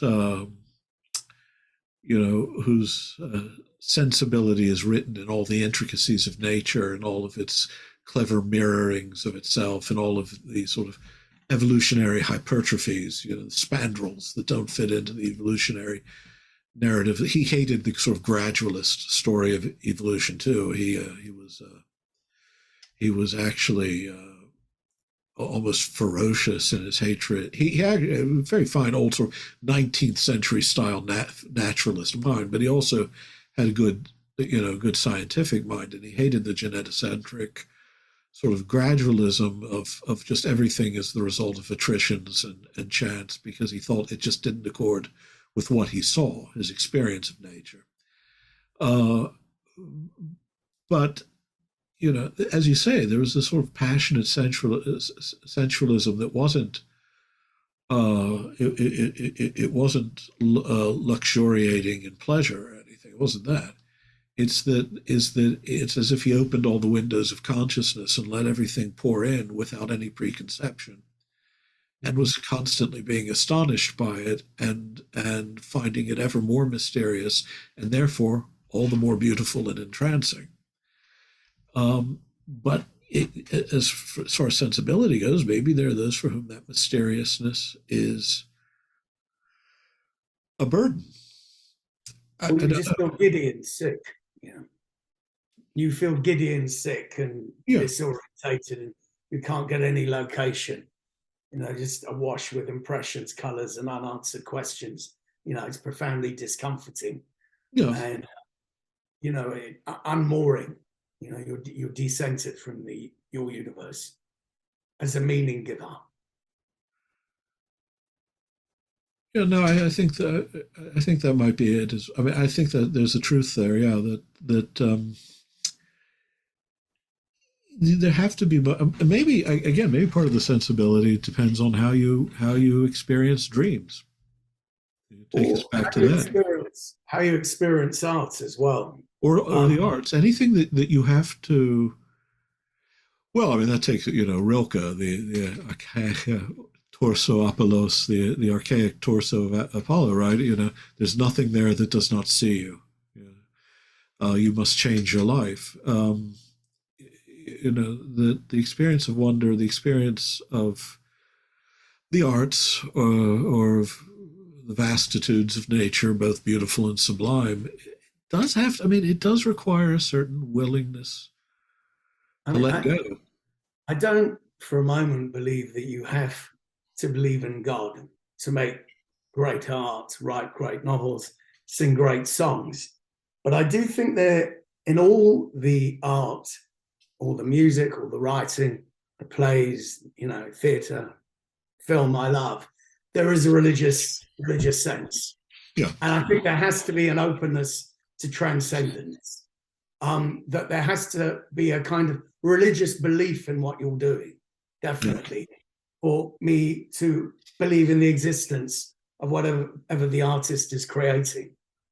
And where I feel like a artist lacks that, if you like, the openness to wonder, to becoming, opening a door and allowing all of that into their creation and into the way that they create. Without that, I always feel a lack. There's something flat and lifeless. Yeah. No, I mean that's been my well. First of all, in the arts, it's very hard. You can find them now. It's very hard to find a hardcore atheist composer, for instance. It's just, if nothing else, the thematic material that people, is something to offer their art up to, and to try to, and something that's otherwise inexpressible that they're trying to embody in their art, something that goes beyond merely, the list you take to the supermarket with you, something that will not be reduced to simple formulations or propositions. It's always going to have that element of the transcendent in it. I think, John Updike, we've talked about a Barthian Christian. He pointed out, in literature, isn't it interesting that even in the aftermath of the melancholy, long withdrawing roar, the literature still writes about God, still is concerned with God's absence. Like probing a place where you've had a tooth removed, I think is the image she uses. Is that it's not the case that when you read Thomas Hardy, God's Funeral or something, it's not that he's willingly taken leave of these beliefs, and the absence becomes obsessive. But even for those who would will it, like Philip Roth. Philip Roth. Oh yeah, Hardy's unusual, but I mean, I'm talking about someone more like, say, Philip Roth, whose heart very much didn't believe a damn thing, believed that life is pain and then there's darkness. Nonetheless, he cannot let go of that theme. That is, that it's necessary constantly to reassert that disappointment and that, in a sense, anger at the absence of the God who should be there. The theme of transcendence is very hard to take leave of in the arts. Even when it's being rejected in fairly theological terms. It's sort of like an anti-theology. Yeah, there are three interesting examples. I think Philip Roth couldn't settle the question to his satisfaction. He couldn't quite put it to bed. Hardy, he believes in destiny, but he doesn't believe in God. He believes in lots of things that can only exist if God did. Right. But doesn't. So there's that tension. You've had in the Dynasts, it's great dramatic symphonic work that's all about the weave of destiny. And you have Updike, whose books are all God. He doesn't need to talk about God. God explodes in his work. God's already there. Updike turns up later. And So you have this brilliant passage in Rabbit, the third one, Rabbit is Rich, where he and his friends are walking across a golf course in Brewer, and he suddenly sees them all as God sees us. And he says, I can see us all now as God does. And what he means is that having created these one supremely flawed character and two or three other flawed attending characters, he is able to enjoy his characters with the same indulgence and love and knowledge of their faults as God can us. And it's a great way of finding his way out to God and naming him. And then he's right back in onto the golf course, getting into the buggy, talking about the Carcassonne bush, all the rest of it. Right. It's almost like it didn't happen, but he wanted you to know that God was there anyway, and he just saw him for a bit. I think in the interesting writers that have no time for God at all, have no time for anything other than their own temperaments and their own kind of self-absorption. I'm not saying again all authors that are atheists are self-absorbed, but I think God is a good way of bringing you out of yourself. For them, I think the tension and the anger with God, the lack, is something that remains unresolved, and that keeps making their work interesting. Oh yeah. The way that they can't accept that they are all there is, but they return to themselves again and again. Well, I think it's from them. I think William Gaddis, for instance, strikes me as somebody whose big works, are attempts to have an argument with someone that is gallingly absent. Someone he wants to have this argument, this almost rabbinic argument with God about, well, why, the nature of life in this world, and did it have to be that, and also a sense that there's no one who's going to respond, so the voice becomes more urgent and more, and it's quite often a tour de force, or Thomas Bernhard, another example maybe, and that in itself is compelling. Yeah. Self-reference can be interesting, creatively very interesting, just not as powerful, I think, as a writer that acknowledges that that's work reflects belief, belief in something greater informing the work than the decisions they make about the characters and their own view and opinion of themselves. But yeah, I don't think I could ever completely love or believe in a work of art unless the artist has some notion or openness to transcendence. No. I'm not trying to narrow the club or create ungiven criteria. Oh, right. And one wants to avoid the temptation of trying to fit people in. That essay, for instance, I wrote on Nabokov, I certainly was not trying to make him sound more God-haunted than he was. I was honestly trying to convey something about his art, and I would have felt very guilty if I thought I'd been trying to force more transcendence into the logic of his work than is actually there.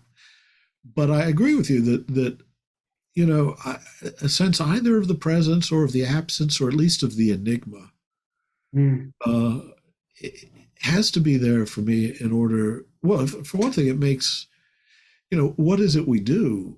What is it human beings are doing in the arts? Painting a scene from the Tale of Genji, or writing a novel about transcendence in the form of a police procedural, in a very revelatory first-person voice and all that, there has to be. It's not just, we're not just diverting ourselves from our mortality. It would become tedious then. The arts are always inviting. We're always flirting with the sense of transcendence and trying to give expression to, make something manifest that otherwise is invisible, or not invisible, is otherwise inexpressible. It's present in everything, but it has to be somehow concentrated into this work, this sort of communication between an artist and those who appreciate the art, and the way they both together are communicating with whatever the source of its inspiration is, perhaps.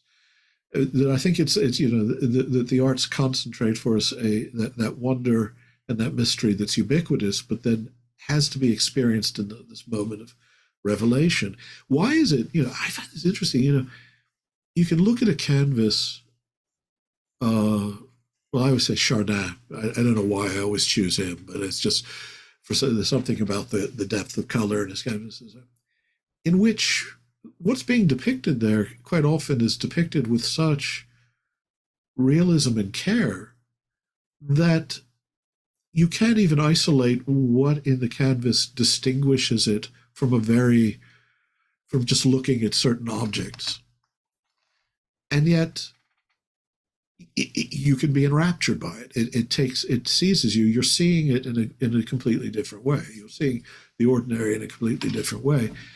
And to me, I think that no one who's really engaged in the arts, whether he or she knows it, is not wrestling with an angel. I don't know what other metaphor to use. I think George Steiner wrote that book, Real Presences. I don't know if you've ever read it, in which he just said, what is the venture of art? In one sense, it's handing over everything to be judged from a transcendent vantage. But to me, the very proof that people again and again have to do this, they have to transfigure the ordinary into something extraordinary again and again and again, without it becoming a sort of tiresome, just a tiresome strategy for distracting us from death, is already testament to the inexpugnable horizon of the transcendent in our consciousness and of our experience of the world and of the way the world gives itself to us. It's obviously I agree with all of that. I think both things are going on. At a very banal level, as a writer, you are wanting to show that you were here, you existed. Yeah. It's happened to you. This is proof. Well, every artist is an egotist. I don't care. Yeah. Even the saintliest of them is an egotist. Yeah. That I was here. I didn't live in vain. In the same way as I would wake up at 5 a.m. before a working day, so I get 2 hours working. So my day hasn't been spent in vain. These books are to show that life wasn't lost on you. You counted, here is your account of it. This is where people can find you. But it is also to do justice to rapture, to show, and this is what happened to you. It really was like this. And it's a way of freeing yourself, of course, from your individual perspective, but also everyone else, everyone that engages with your work. None of us are trapped anymore. We're already out here. I don't have many religious friends or friends that believe in God formally or who are ready to say so. So there's some very prosaic, route one, and maybe tiresome conversations for you that I probably couldn't have with many other people, especially as they relate to things that I can't properly explain or give an account of. And were I to show this level of doubt in front of other people, I think they would probably leap on these doubts and say, well, you see, we told you were onto a wrong thing, believing in God. But I did write you about this because for me, the existence of God has never been the problem. I'm with Jung, who I know you have ambivalent feelings about on this. I go back and forth like a clock pendulum on Jung, so it's no good. You get me, it may be between morning and evening, I may have changed my feelings radically about him. So, well, we can talk about him another time. But I don't believe in God. I know he exists. What I find difficult and return to a lot, and never in a very satisfactory way, where I might think I'm actually making something as useful as linear progress. Just return to and redescribe and remain troubled by is the value of prayer and the problem of evil. So, if you don't mind, I would like to ask you a little bit about both. Sorry. Just to raise two small topics. Yeah. Yeah, no, I know. I'm not for a moment pretending that justice could be done to them. But I would be interested to know what you think with prayer, because I pray regularly and have always prayed. I don't come from a traditionally religious background. My mother's is still alive. She's illiterate and doesn't have any she's a Muslim, but she's really almost folk religion.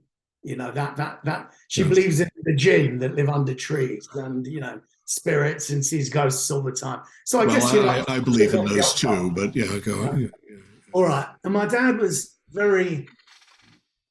he wasn't a religious person at all, very cynical. He's like that voice you see in my work, the amused, you know, but he did believe in God and in the power of dreams and a lot of sketchy stuff, but in a very material, commonplace, grounded way. So but the point is, I didn't take any religious instruction from them. I didn't join a tradition. And whenever I've tried to approach formal religion, whether it's, you know, my American friends come and we go to Salisbury Cathedral on Christmas Day, and I'm just thinking, oh God, I can't wait for this to end, you know. I don't. Those Anglican, the Anglican choirs at least are still good. Oh yeah, no, I mean, I like that, but yeah. I mean the straightforwardly religious content of these services, and of these practices. So I want to feel more, but I can't. So I pray on my own, and I never feel like I can ask for too much. That's selfish. It just doesn't seem right. Praying is where the psychological concerns meet your spiritual ones. Am I going, oh, do you know what? I'd like a really good first week sale of my book, please, God. It's absurd. The whole thing No, I think that's one of the holiest petitions you can raise. I'll do it tonight then. Okay, I'll do it tonight. Yeah. But I end up doing very limited and modest things, like thanking God for everything that I have. I can't believe I'm not going to be murdered in my bed tonight. Can't believe I'm reasonably well off. I can't believe I've got a wonderful wife and children. Thank God and make me deserve these things. Yeah. But as soon as I try and pray for anyone else that I don't know, it feels presumptuous. Praying for people I know, I think, yes, I can for their health, but not much else. And as soon as I actually begin to ask things on behalf of other people, which is because I believe in an all-powerful God, I don't think any of this could exist without God always existing. So, you know, I can't say. Norman Mailer had a typically Mailer-esque view of God in the. That book, right near the end of his life, the book God. Who wins? And God isn't omnipotent. You know, sometimes the devil's giving him a licking. Sometimes God's back on the front foot. I don't think that can be true. So it would cause all sorts of logical problems, if nothing else. But I actually enjoy that book because it's so ridiculously Norman Mailer. I love that. I mean, his spirit, you know, Norman Mailer's spiritual speculations for me were worth much more than any of the conventional religious stuff I was trying to read and getting nowhere with. Yeah. Anyway, look, I'm sorry I'm digressing and drifting, as I have a tendency to do, and try not to do in our chats. Yeah, it's a conversation. As I said, you know, I'm getting too conversational. But my point was that what am I doing? Asking for people in Somalia to, you know, not have horrors inflicted on them that they don't deserve, when God could stop it happening anyway. And why on earth should he listen to me? I mean, me, you know what? Not only why should I have been spared to have all these good things, but why ought I to be listened to? And why ought he to do something just because I've asked him when he could have done something anyway? Which of course feeds into the problem of evil, which is, I know, and I've tried to talk to priests and people about this, and I've never been particularly impressed. They've come out with the sort of formulations I feel like they were taught in their theology degrees, which doesn't cut any ice with me, really. But it troubles me, because that is an aspect of God that I am not, given that I believe in an all-powerful God, able to ever properly comprehend, far less explain. I end up having to acknowledge that there are some things I don't and can never understand. And I want to understand. I want to know God better. So that, yeah, I've put this rather clumsily, but you can see where those two meet.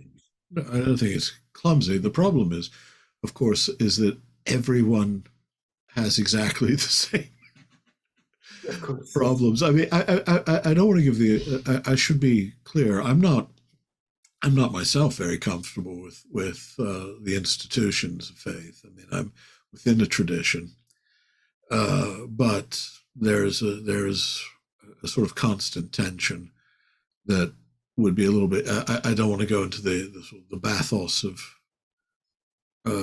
autobiographical confession here, especially since anything you say into terse a manner will be interpreted 10,000 different ways that are almost certainly wrong. But you know, I've never been comfortable with the pat answers. The only book I ever wrote on the problem of evil was, not coincidentally, my shortest book, called The Doors of the Sea. And while it has something of a following, it's one of the curious things about it from my perspective is much of its message is almost all your theodicy is false. All your attempts to make sense of this are wrong. And you know, I mean, I can say, as far as the problem of evil goes, almost every great tradition presumes that the world we're in is not the world of a sort of deistic creator who intends, you know, our lives to be this, so much as it's a state into which we've precipitated, you know. And there are, you know, there are mythic prehistories, there are stories of another realm, you know, before this one, the pre-existence of souls, the notion of transmigration, what have you. What they all have in common is that the world where it is broken, and you know, there is a movement. The movement towards God is a movement out of that condition that is a painful relinquishing of the sort of nothingness from which we came, and a relinquishing of that tragic past. But none of the explanations, if taken as a literal narrative, is satisfactory. So much as it seems to me the insight that if someone says, well, we have, you know, as spiritual beings are co-creators of the reality we inhabit, and that reality is broken, and or Maya or fallen or whatever, as a result of something both within us that has yet to be purged, and some sort of limitation on the willingness of God to reduce us from spiritual creatures to automata. That's about as good as the answers get.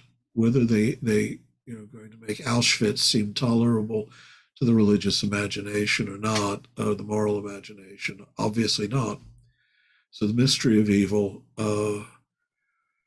and the reality of evil isn't something that I think that can be reduced to a set of satisfactory propositions that are going to make the scandal go away. The tendency of almost all the great traditions, though, is to spread the blame around. That is to say that we have somehow conspired in the creation of this reality in ways that we as yet don't understand, but that the world that we're experiencing, the history we're experiencing, is a shadow of the reality it should be and will be for us. But I don't think anybody ever, unless, something of a spiritual sociopath, becomes entirely comfortable with the truth of evil this side of the grave. Thinks that it's something that he or she's got a grip on. As for prayer, though, I don't tend to think of prayer as primarily petitionary. That's one of the things we do when we pray, right? But even the petitionary aspect of it is conforming our own wills to a higher and better will for others, right? To say that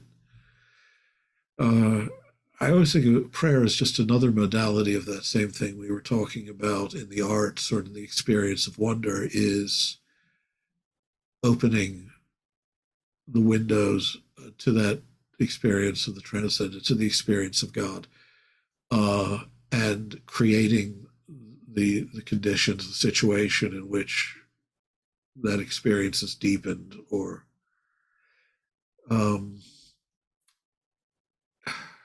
even forged.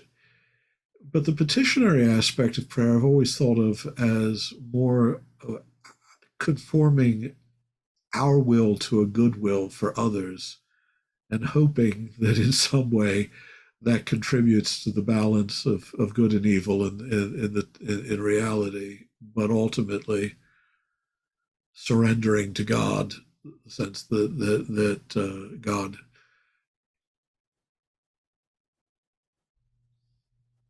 has a good ending to the story to tell, But I'm afraid that I have no more ingenuity than anyone else. As I say, you've raised, especially when you talk about the problem of evil. I would suggest reading The Doors of the Sea, because if nothing else, I always like another book sale. Although I'd happily send you a free copy, so that's.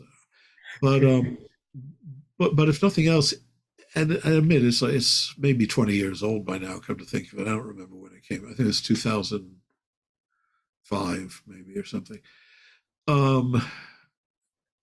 Well, I did put you on the spot. No, but you forewarned me, and I still didn't prepare a pithy response. I thought I might not in the end up asking you, just because it's such a cards on the table, pulled by the horns. Well, the thing is that I found out is that the reason I like that book, if I like it at all, it's written very much in a Christian vein, because it was for,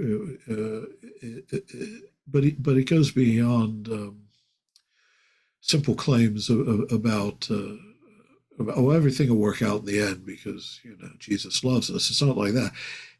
Quite the opposite is that the insistence of the book is that evil is by its nature pure irrationality. It actually is a privation of being, according to the ancient, this old Neoplatonic idea that was picked up by Christian tradition and Muslim tradition and philosophical tradition and Jewish philosophical tradition too, in certain camps.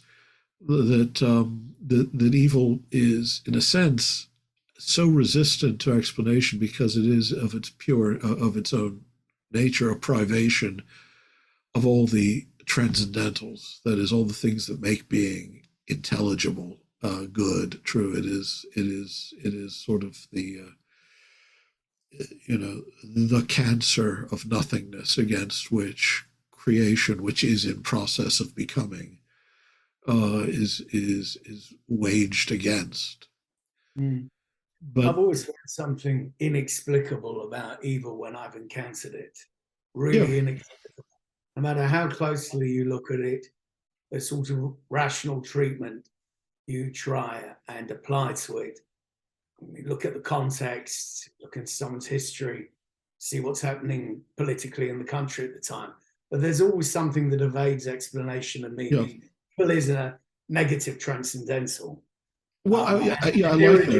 a privative, a negative transcendental. I mean, in a sense, I think that's true. I think I'm always amazed at how the really terrible eventualities of at any given period seem to exceed their material causes. Hmm. I understand. You could give a good Marxist analysis or a good purely economistic or cultural analysis of the strange and rather terrifying political currents of our time. But something in addition to those explanations is necessary because in this country, for instance, we've seen the politics driven not just by genuine angst over the withering away of the working class economy and all that, and the disappearance of the middle class. There's also a sudden sort of spiritual or a sort of cultural, not only tolerance for, but delight in cruelty. What I found really hypnotizing and terrible, but that I was sort of drawn to and wondered whether I might not just be projecting for a bit. But during the rise of Trump, I would find myself, and I do, in Roland, you get it all out of your system. You do what we all want to do, which is to run out of ways of trying to describe Trump. And you also do something that I grew up around that's become very unfashionable these days. I used to sit down in front of the TV and my mum and dad would crucify conservative politicians on the basis of their appearance. My dad would be like, look at him. I know. Someone who would draw you into a doorway and cost you. I mean, look at the size of his face, what's happening with his pork life, all the rest of it. Yeah. And we're not supposed to do this now, but I've kept a soft spot for it, having grown up in a climate where that was standard practice. And you do it, and your physical distance. But it's true. But with Trump, let's point out that he has created this weird clownish appearance for the same, I think, at least in a continuum of sensibility, for the same reason that he doesn't have any compassion. Mm-hmm. He doesn't have any taste in hairstyles or how much. So yeah, I know this. I on the one hand, I feel rather as if I gave into my worst impulses then, but at the time I was writing it, it was sort of delicious kind of. You are very good at put downs. That's something that that it's not just a question of literary style. I think you have a natural aptitude towards being able to do this well. Oh well, thank you. That's I'm going sideways again. Yeah. But watching Trump, I would watch people in the crowd just behind him. Just down there on the right, there on the left. And there was a malevolent glee. Yeah. It was an identification with one's worst impulses, no doubt. And that's what I meant by feeling these political events and currents as physical events that were stalking you. On the night, of the 2019 general election in this country, England, the Brexit vote, Trump, as I couldn't stay up all night and watch these things, but I'd switch off the TV and I'd stare out into the darkness and think, it's out there. There's something forming. There's something coming. And there was. And the curious thing is, I've met, I'm as I say, I'm living in Indiana right now, and you can't swing a dead amoeba without hitting a Trump supporter, is that the many of those who supported him were delightful people. I mean, they're good-hearted. We have to distinguish the deceived from the deceivers.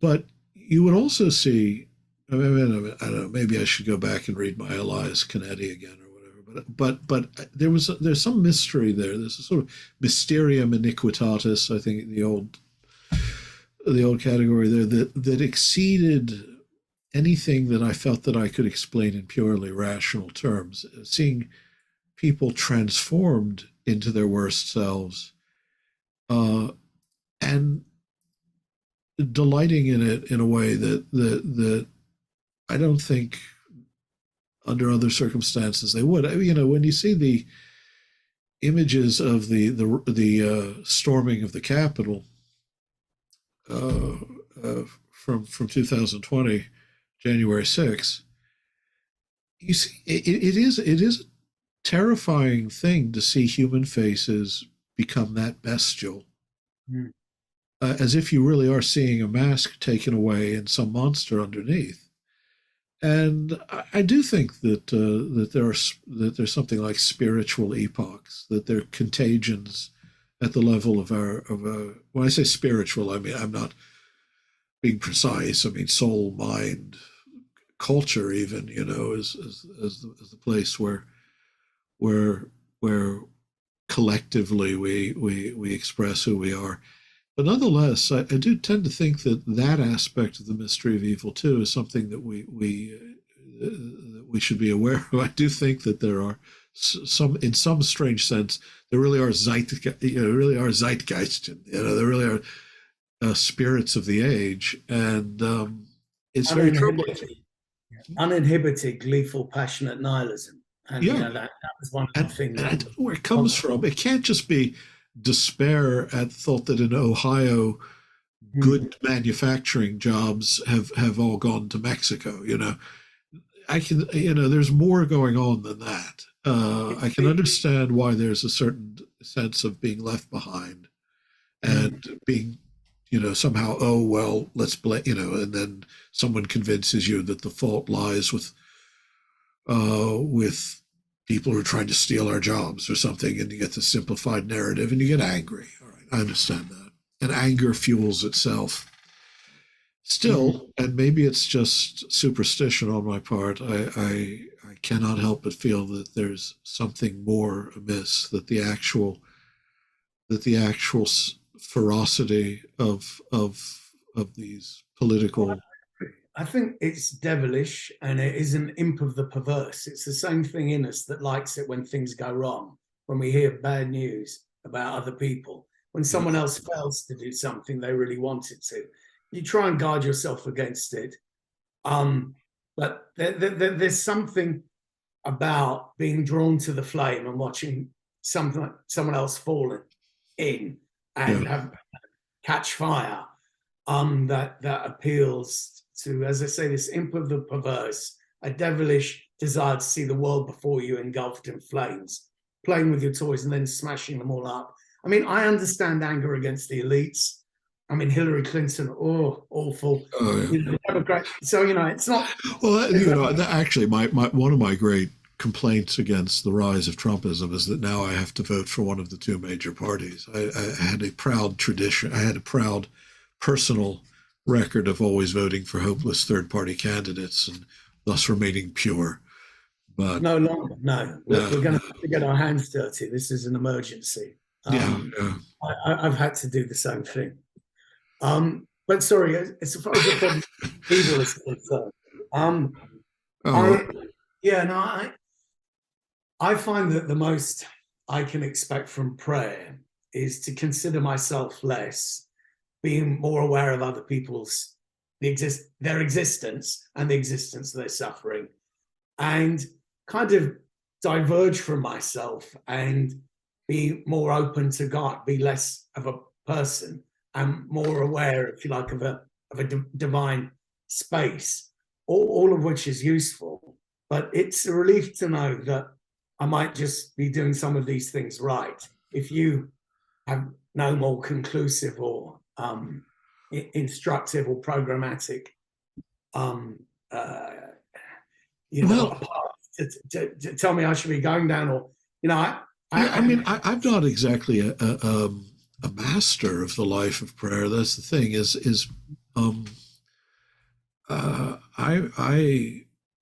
The curious thing is I've always all my life had this running conversation going on with God. But in terms of formal prayer, it's and it tends to express itself mostly out when I'm out in nature. It's but when you immerse yourself in the literature of those who are the spiritual geniuses among us, and there are such persons, the ones who for whom contemplative prayer is the highest fruit of the life of prayer, they've moved beyond the point where they're even thinking in terms of petition or even in terms of a kind of spiritual bliss, where they're entering into a state of genuine experience of God in all things and all things in God, and at that point, they have become purely the place of a divine manifestation. It reminds me of what you sorry. I was just going to say that the ordinary prayer life, it seems to me, is continuous with that. You're doing the same thing. You're simply not. You're not achieving it with quite the virtuosity of Simeon the New Theologian or John of the Cross or. I really am not. Yeah, or Ibn Arabi or whoever. Yeah. Well, I'm certainly not. If the well-being of the world were dependent on my prayer life, you will always sort be of full safe. up the camp now. Yeah, You'll always be safe. On an airplane with my mum. My mum only does petitionary prayers. She's never done any other kind. She thinks they've all been answered. And if ever we get her in a car, we know there's no chance of us driving into the hard shoulder because she's off enough prayers. Well, you see, the thing is, I think there are people who, again, it's based on personal experiences with people who, due to the innocence of the way they approach it, probably do get their petitionary prayers answered more immediately.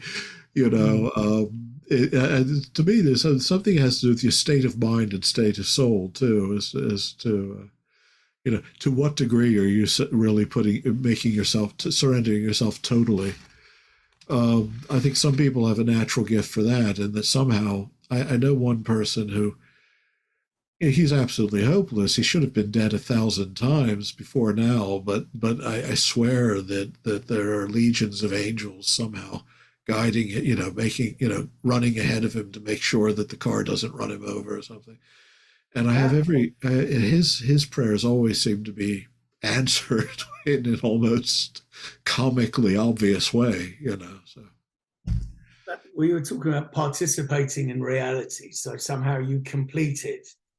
And by creating it through your intention and intentionality. Yeah. Well, I think that's true. Yeah. And you don't do it on your own. I mean, I think that creativity is actually a communion with God in all things. But but I think that's true. Yeah. And I am, as I say, I'm convinced in the case of this one fellow. And also, there was when I was a child, a woman like that came from a very poor background. She was born in the 19th century in segregated Maryland. She was half African American, half Native American, right? So she didn't have, and she was a woman, so she didn't have many prospects in life, and mostly made her living, cleaning houses and things like that, except then after the workday was done, she spent her days visiting people who were sick and taking them food. And I will swear till the day I die that she was one of those whose prayers could and did on many occasions actually change the course of reality. So there you have me in my superstitious purity. Well, it was a healthy belief in superstition that all this together. If you don't mind, one other question. Again, it's very it's mundane. Religiously, would you describe you're a Christian? Is that? I mean, what? How would you describe yourself religiously? I know that you're a Christian, and I know that I know a lot of the things that you're not, and that you've been critical of. It did occur to me that, and he must be very old now, that Alistair McIntyre was at Notre Dame too. He still is, yeah. He still is, yeah. Given your outspoken criticism of the religious tradition he's part of, I wondered whether there'd been any awkward meeting in the corridors. Oh no, no. Actually, had many delightful lunches with him. I mean, my. You're both right and wrong. Yeah, I mean, yeah. There is this thing called. There's a traditional school of Thomism, and he does seem to subscribe to a kind of notion of pure nature that I think is incoherent, both theologically and philosophically. But he's a formidable mind, so I'm not going to say that with resounding confidence. But no, a lot of people, they find him difficult. He's a certain sort of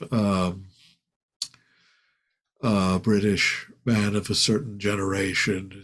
He doesn't go around glad handing people or hugging them like Californians who find him somewhat intimidating. But I've always found him very gracious, and the few times that little disagreements have come up over lunch, they haven't been of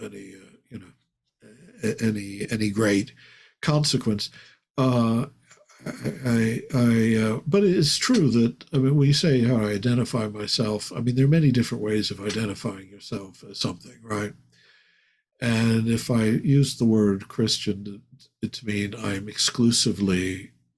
understand this to be exclusively true, then that's not what I mean. But I do mean that I find it impossible to have done with the person of Christ. That's my way in to understanding the nature of God as.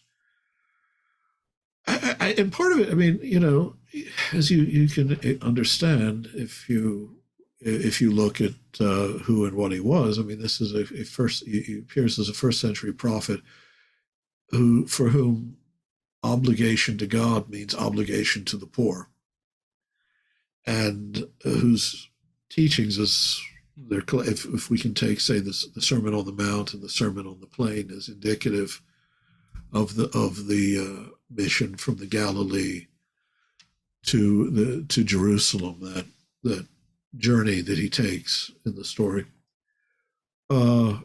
is saying things of the most radical nature, in which demanding a sort of absolute priority of love, compassion, generosity towards the least of us, the most oppressed and the most forgotten.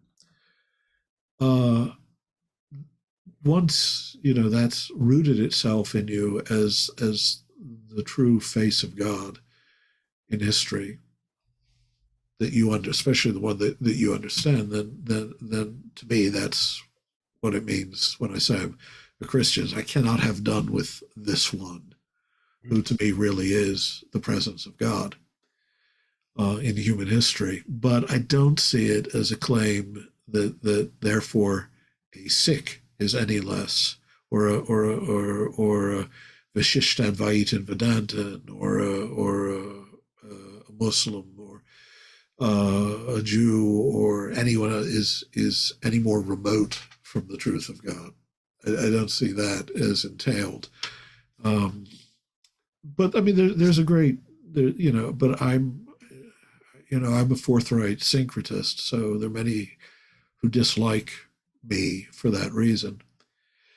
The truth is, though, I have a hard time inhabiting an institutional framework as if that in itself is a sufficient understanding of my faith. No, I think that was why I felt the need to ask you, as it isn't immediately or automatically obvious. It's obvious where you're coming from, but it isn't obvious what label to apply to you. And even Christian felt somewhat misleading, just because of the connotations and associations. Well, in America, it can be an especially problematic thing because the name Christian has come to be associated with a religion that has nothing to do with Christianity in this country. The dominant tradition of white evangelicalism has drifted so far from any of the things I just said regarding the person of Jesus. This is we've created a completely different religion that has a great deal to do with gun rights, free enterprise, the guiltless enjoyment of vast personal wealth, and so on and so forth, and the flag, and called it Christianity. The very word can have a sour taste in the mouth if you're an American. I'm thinking of more. I live very much imaginatively in the first 4 centuries of the church, in which you distinctively who you are, devoted to this very mysterious event of all of these people suddenly reporting that the crucified is alive and somehow the Lord of history. All of that being rooted in who he was in his earthly ministry. But you're practicing something called religion. You're not a member of a religion. The concept of the modern anthropological category of religions doesn't exist yet. There is a universal virtue called religio, or if you're or by various different names, and you're practicing it with varying degrees of insight, with varying degrees of skill or skilllessness. But the notion that you're not all to some degree engaged in the same thing as yet hasn't taken shape. We see even as late as the 14th and 15th centuries, Nicholas of Cusa, when he's talking about the true faith and all that, it's amazing. I mean, he talks to Muslims, he talks about Islam, he talks about the Quran, say, which in the 15th century is obviously a burning issue for Christians. In the West, no less, almost as much in the East, just because of geopolitical realities. And it never occurs to him that what he's talking about are 2 different gods, 2 different religions. It's rather the degree to which a Christian knows God through Christ. Is this more correct than not, or what can we learn from the Quran that we don't find in our and the very modern notion that what we're talking about are propositional systems alone, each one exclusive of every other, as yet, isn't part of the discourse. That's one of the things that really interested me about you were talking about with Roland, a definition of heaven that would be true for all religions, because you have to believe in them all. And people often talk glibly about heaven being dull or boring. But you're right that in heaven, being and knowledge are the same, which is a sort of marriage of experience and understanding that holds for any religion, not specifically a Christian one. I thought that was beautiful.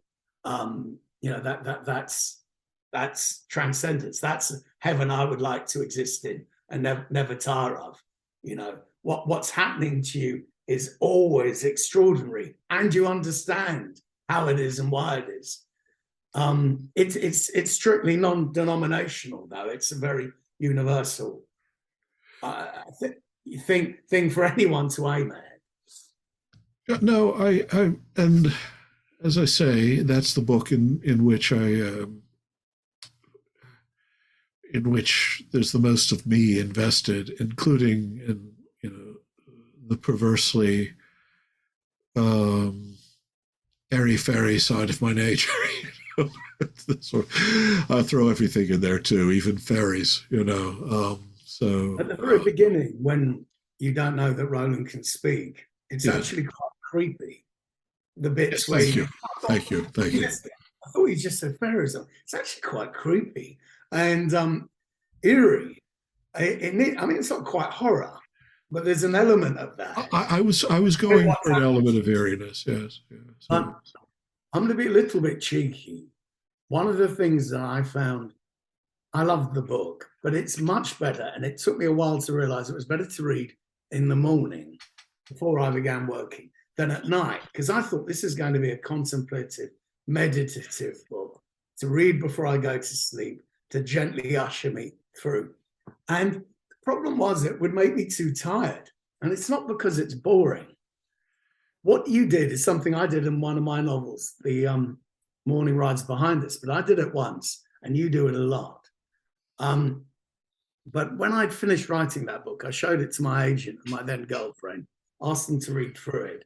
And they got to a passage which was full, I thought, of amazing dialogue. And they both went, there's something wrong with this. And I went, what are you talking about? It's genius. There's nothing wrong with it. And they're like, no, there really is something wrong. It flags a bit. And I went, it can't. And I went back and I read through it. And there was a bit in there where one of my characters tires of something another character is saying. And I took the bit about tiring out and asked them to read it again. They went, we don't know what you fixed, but it just, whatever's happened. Yeah, whatever's happened. The power of suggestion, though. Yeah. The power of suggestion. And I know why you do it. It's because it's a way of showing the reader that you know that Roland's had the floor for a rather long time. But you'll keep saying, and then I got sleepy, or then I got tired, or then I felt sleep coming in. And it happens enough to plant the idea in someone who's exhausted reading this that it might be time to go to bed. Whereas in the morning, it's not an issue at all. I think I'd better remember that for any future. But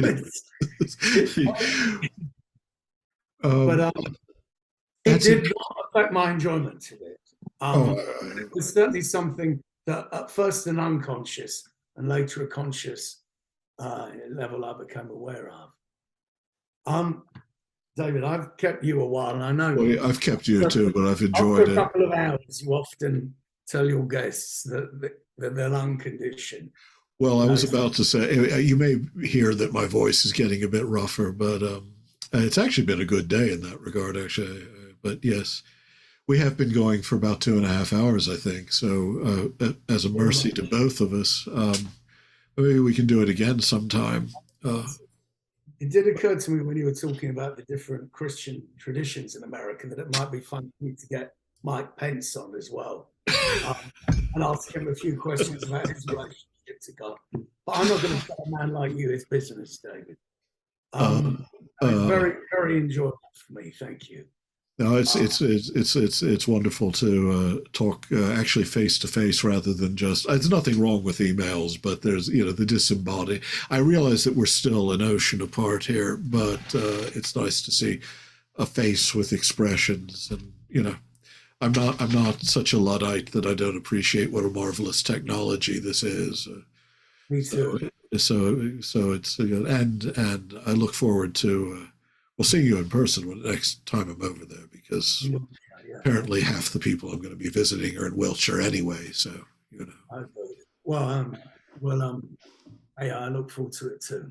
All right. Well, I'm going to stop the recording now with thanks, and again reminding people that your latest is John the Conqueror, which is great fun. I managed to read it twice without finding it boring the second time. So Thank you.